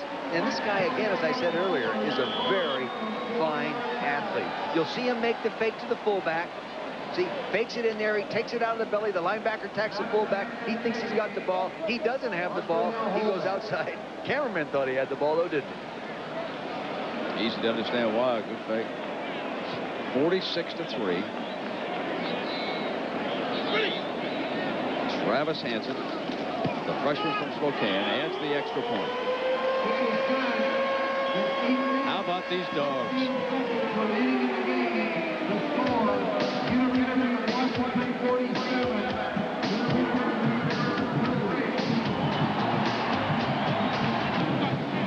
8 minutes and 16 seconds to go, and the Washington Huskies leading Arizona big as that scoring drive, 6 plays, 34 yards, took only 3 minutes. And now Channing Wiles to kick it off again. A bouncer fielded by Bates at the 15-20. 25 to the 30. If he just could have gotten another seam, he might have exploded here. You know, the last time he was in this stadium, he did explode. He won the Pac-10 100 and 200-meter dash. You know, you're right. And little Gimpy again coming off to the sideline. When you're behind, bumps and bruises hurt more. When you're winning, you don't feel them nearly as much. 8:10 to go. And the injured Arizona player not quite off the field yet. That's why they're stopping play. Right down here at the near side 37-yard line. As he came off, Bates just kneeled down over there, and now he's being helped off. And you would think maybe he's Dick, you know, some of the track stars like Michael Bates are really just that when they come to football. What's your feeling about him? I think he's a football player that has great speed and speed enough to win the Pac-10 and 100. He's tougher than most track guys that try to play football, in my opinion.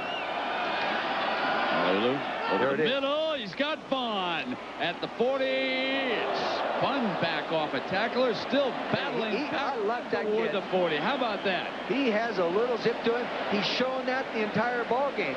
This guy has 3 more years to play. Dick told me he has a good one in that guy. Trailing by 44 points, you like to see somebody play hard like that if you're a coach. Yeah, plus you appreciate the fact that he's a very fine student. He's going to come in a square-in pattern off to the right side of your screen. Here he comes. He's coming underneath the safety. There he is. Now watch the balance. He makes a miss. He stays up. Look at this. Goes down, puts his hand down. Good job. And a good defensive job. Reggie McGill and Fields, number 3. Boy, this defense is really impressive.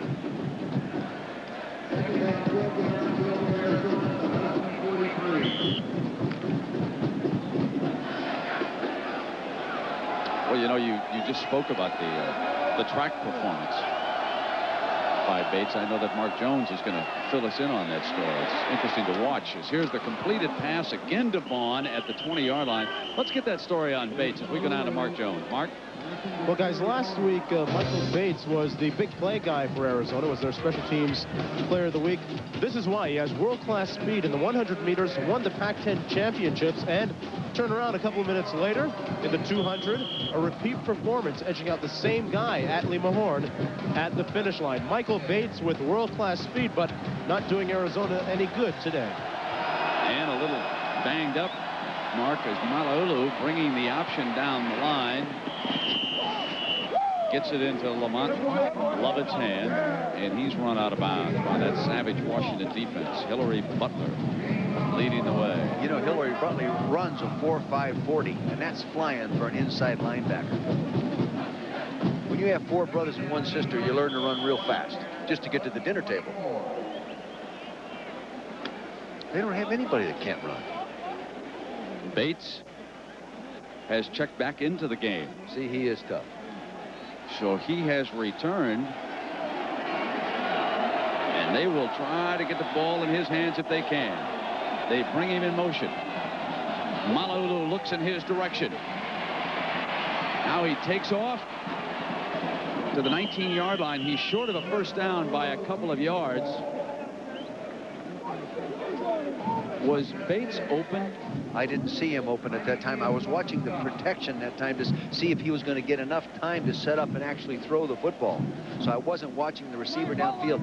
Malaulu has real good mobility. And as he comes off the action, you'll see as he comes off this fake now, he comes off, fakes a tailback now. He has people in his face coming around. Now he goes up inside. You can see that he's a very mobile running back. Lovett is stopped short of that first down.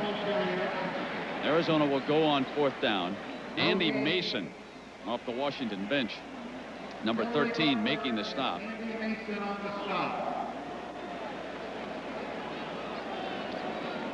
Jan brings the play in from Arizona's sideline. Inside of 6 minutes left here in Husky Stadium.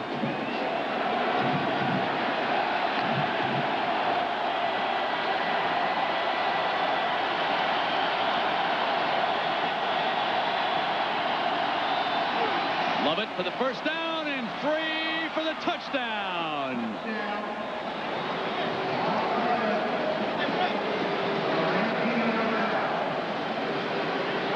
19-yard scoring burst for Arizona. Every once in a while, when you blitz linebackers up inside, you blitz the wrong gap. Somebody else doesn't get in the other gap, and they left the hole for this young man to find a spot to run, and he found it. Sometimes they backfire on you. Gary Costin adds the extra point. 47-10, and a chance to take a look at Arizona's onside kick. This would be a lock. You'll see what I'm talking about with the linebacker here. Now watch him stun inside and take himself out of the play. See, he got up inside the wrong gap. He went where he was supposed to go, but there was just too much room for somebody else to fill in the other gap. You're not always going to be right. That tackle should have slanted outside much harder to his left. Hello there, Lamont. 47-10. You know what he just said with the scoreboard reading that? Hi, Mom. George is from Carson, California, Southern California. They've certainly turned out enough athletes there. Well, here's Costin. Remember, he'll sprint out of that huddle. 9 Washington return men will band together Boston does not come through with the kick, so now they deploy in the regular return, and maybe he'll try to kick one of those pop flies and see if they can run down under it. With the 37, with a 37-point spread, I think they might just kick it off. They kick it along the ground, trying to get it bobbled. He's down on both knees. Down when he picked it up. Yeah. So let's go downstairs. There's an unfolding story here at Washington. Let's go down to Mark Jones. Mark? Yeah, Brent Dick, I'm with Mike Lude, the athletic director here at Washington for 15 years. Mike, you're stepping down. Some people are very upset about that, too. Well, the university administration has decided that they'd like to have a change in face. And so I still have till January, till September of '91 on my contract, and they're going to let me work as a consultant from January 15th of '91 to September of '91. The school is really going to miss you. I hope so. You're darn right. Brent Dick, a big part of the success here in Washington. And here's more of that success. Bean O'Brien breaking free for a Husky touchdown.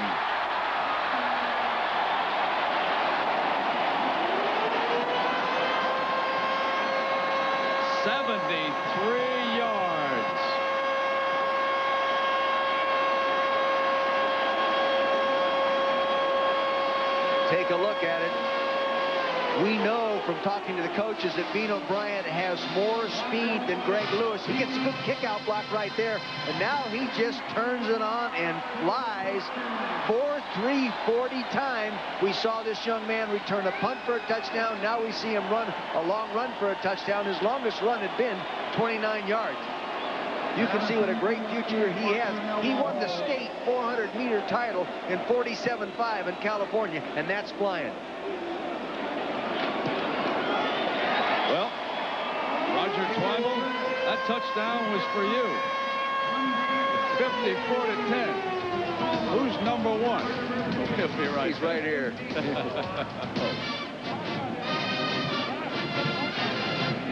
The Roses being watered here in Seattle, but UCLA hooked the whole Tommy Smith patient until it Look at old Tommy, huh? He's got a pretty good. He looks like you, Brett. He's got a couple good moves. Oh, real flexible.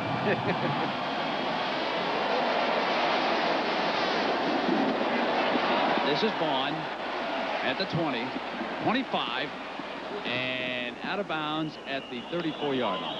So a day of big plays on the part of Bean O'Brien.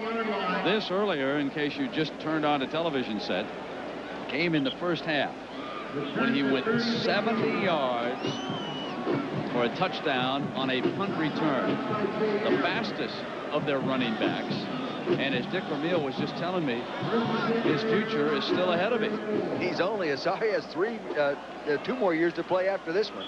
And they consider this guy a much better breakaway threat than their school record holder in Greg Lewis, the fine running back. This guy is more apt to do what he's doing on this replay. Mariel Hampton in at fullback. Mahu is taken down by DeMarco Farr, number 75, on the sack. They think DeMarco Farr is going to be an outstanding player because he is the quickest lineman they have defensively, and he's only a redshirt freshman, so he has 3 years to play. This football team is a young team. Defense, 5 yards, penalty enforced from the previous spot, first down. I don't think you get him complete. I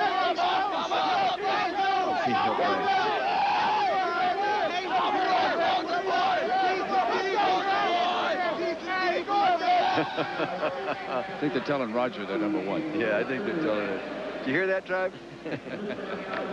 Inside of 5 minutes now. 54-10. And Houston, number 6 in the AP, but not eligible in the UPI because they're still on probation. Run it. Which he does, Dick. That's why they don't allow electrical equipment in quarterbacks' helmets, because a coach could get up here and see what's happening. Run it.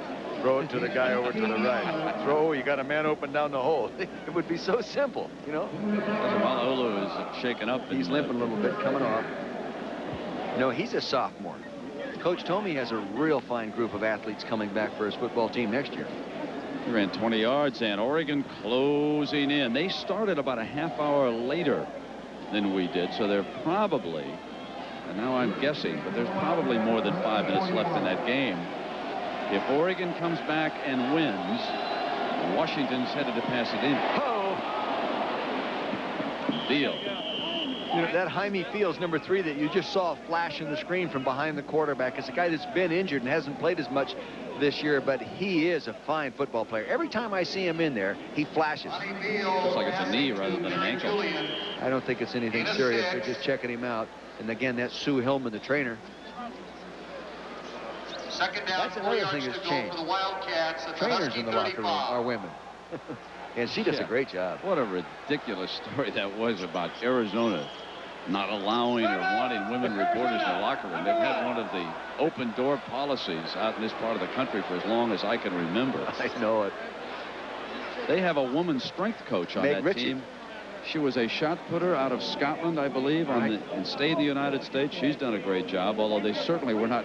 She probably won't be talking about her performance here today, with down 54-10. But she really has, and the young men down there enjoy the job that she's done.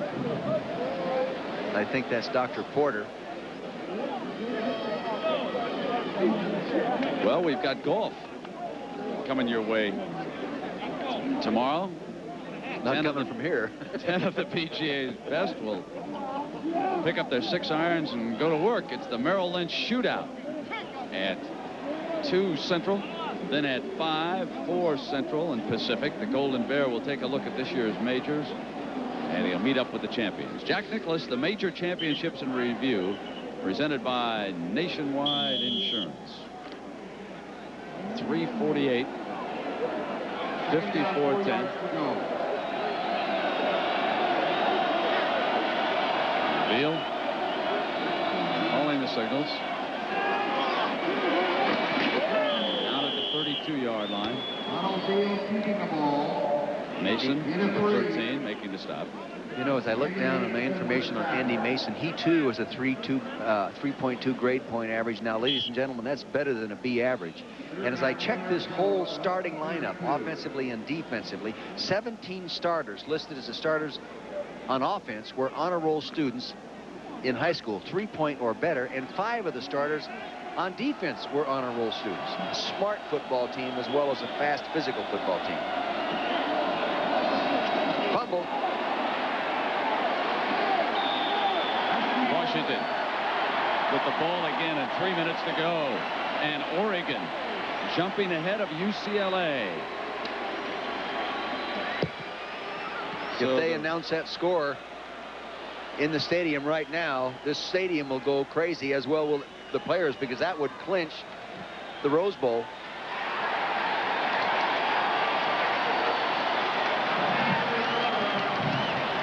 Well, Mark Jones, they must be.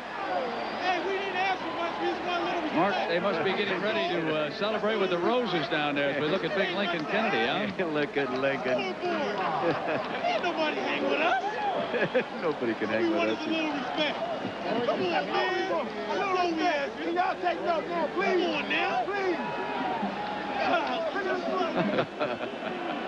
All right. We're going to get a lot more than a little respect here soon. Hobart out to the 40-yard line. Billy Joe Hobart keeping the ball. At the conclusion of the game, we're going to select a Chevrolet Most Valuable Player of the Game from each team. And for the 20th year, through the Chevrolet Scholarship Program, $1,000 will be donated to the General Scholarship Fund of each school. A lot of stars for Washington here today. The quarterback playing right now, Billy Joe Hobart, has the potential to be a star down the road. I mean, he really does. Holds the state record for touchdowns thrown, 31.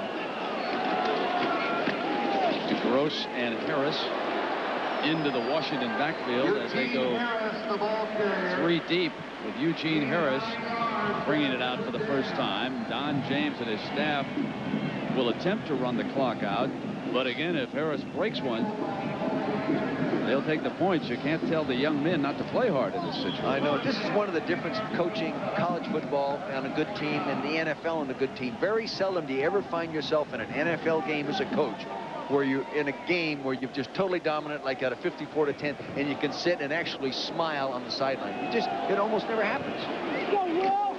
Ooh, good blocking at the point of attack. Well, Mark, are the Roses ready downstairs? That's right, guys. This is what we're looking at, and this is what the University of Washington football team is looking at. Roses and potentially a trip to the Rose Bowl. Right now on the bench, guys, very excited, very happy, carrying on. But, hey, they deserve it. They've worked hard all season, and they're looking forward to it, too. Mark, I think the last time Washington went was 1981. They went back-to-back years, and I think the last team that they played against was Iowa down in Pasadena. And that could come to pass here, a rematch with Hobart throwing long, incomplete at the 5-yard line. I wonder who called that. The quarterback audible into that. I could see him over there kind of shrugging his shoulders. Damon Mack was the receiver. Look at Coach James. What are you guys looking doing out there saying, what's going on here? Come on. Let's get out of here. He's talking to Coach Gary Pinkel, the quarterback coach. He just said, listen, we're going to have to go up and play in Tucson next year. And you know how tough it is to win up there. Well, I saw Hobart over there, too, after he threw the ball. He just kind of stuck out his arms and shrugged his shoulders. And, well, he wanted to throw the out. The out pattern was covered, and he came to the backside of the pattern, which was a deep post. So he went for it. These guys could have played for Jimmy Johnson. Yeah. Just kidding, Jimmy. 114. 54-10. Yeah, that's right. It was Iowa down to the Rose Bowl, and Washington shut them out 28-0 following the 1981 season. Colorado jumping ahead of Nebraska 13-12. Oh, I hate to see that. There's the toss. And Harris to the 43-yard line. Those Nebraska kids played their hearts out down there this year. Yeah, they have. Coach Tomey has some backup defensive players playing in there as well now that probably haven't had many opportunities to play. You know, if Nebraska loses, it's going to be an unbelievable vote next week. Notre Dame will move back to 1, but could Washington wind up number 2? They should be. Now that's if Nebraska loses. 30 seconds to go, and well, there's time left on the clock. I'm sure that Roger will be able to sort out all the scores and get us up to date. Brent, when you are number 1 in the country in defensing the run, and you're number 12 in the country running the football, you are one. That's it, Mr. Kirkland. And I wouldn't argue with him. He's too big. Plus, he was a great wrestler. He never lost. He's the married member of the starting team. His wife, an airline stewardess, and she'll be able to travel down to Pasadena on a discount down there and see that game. January 1st. Harris.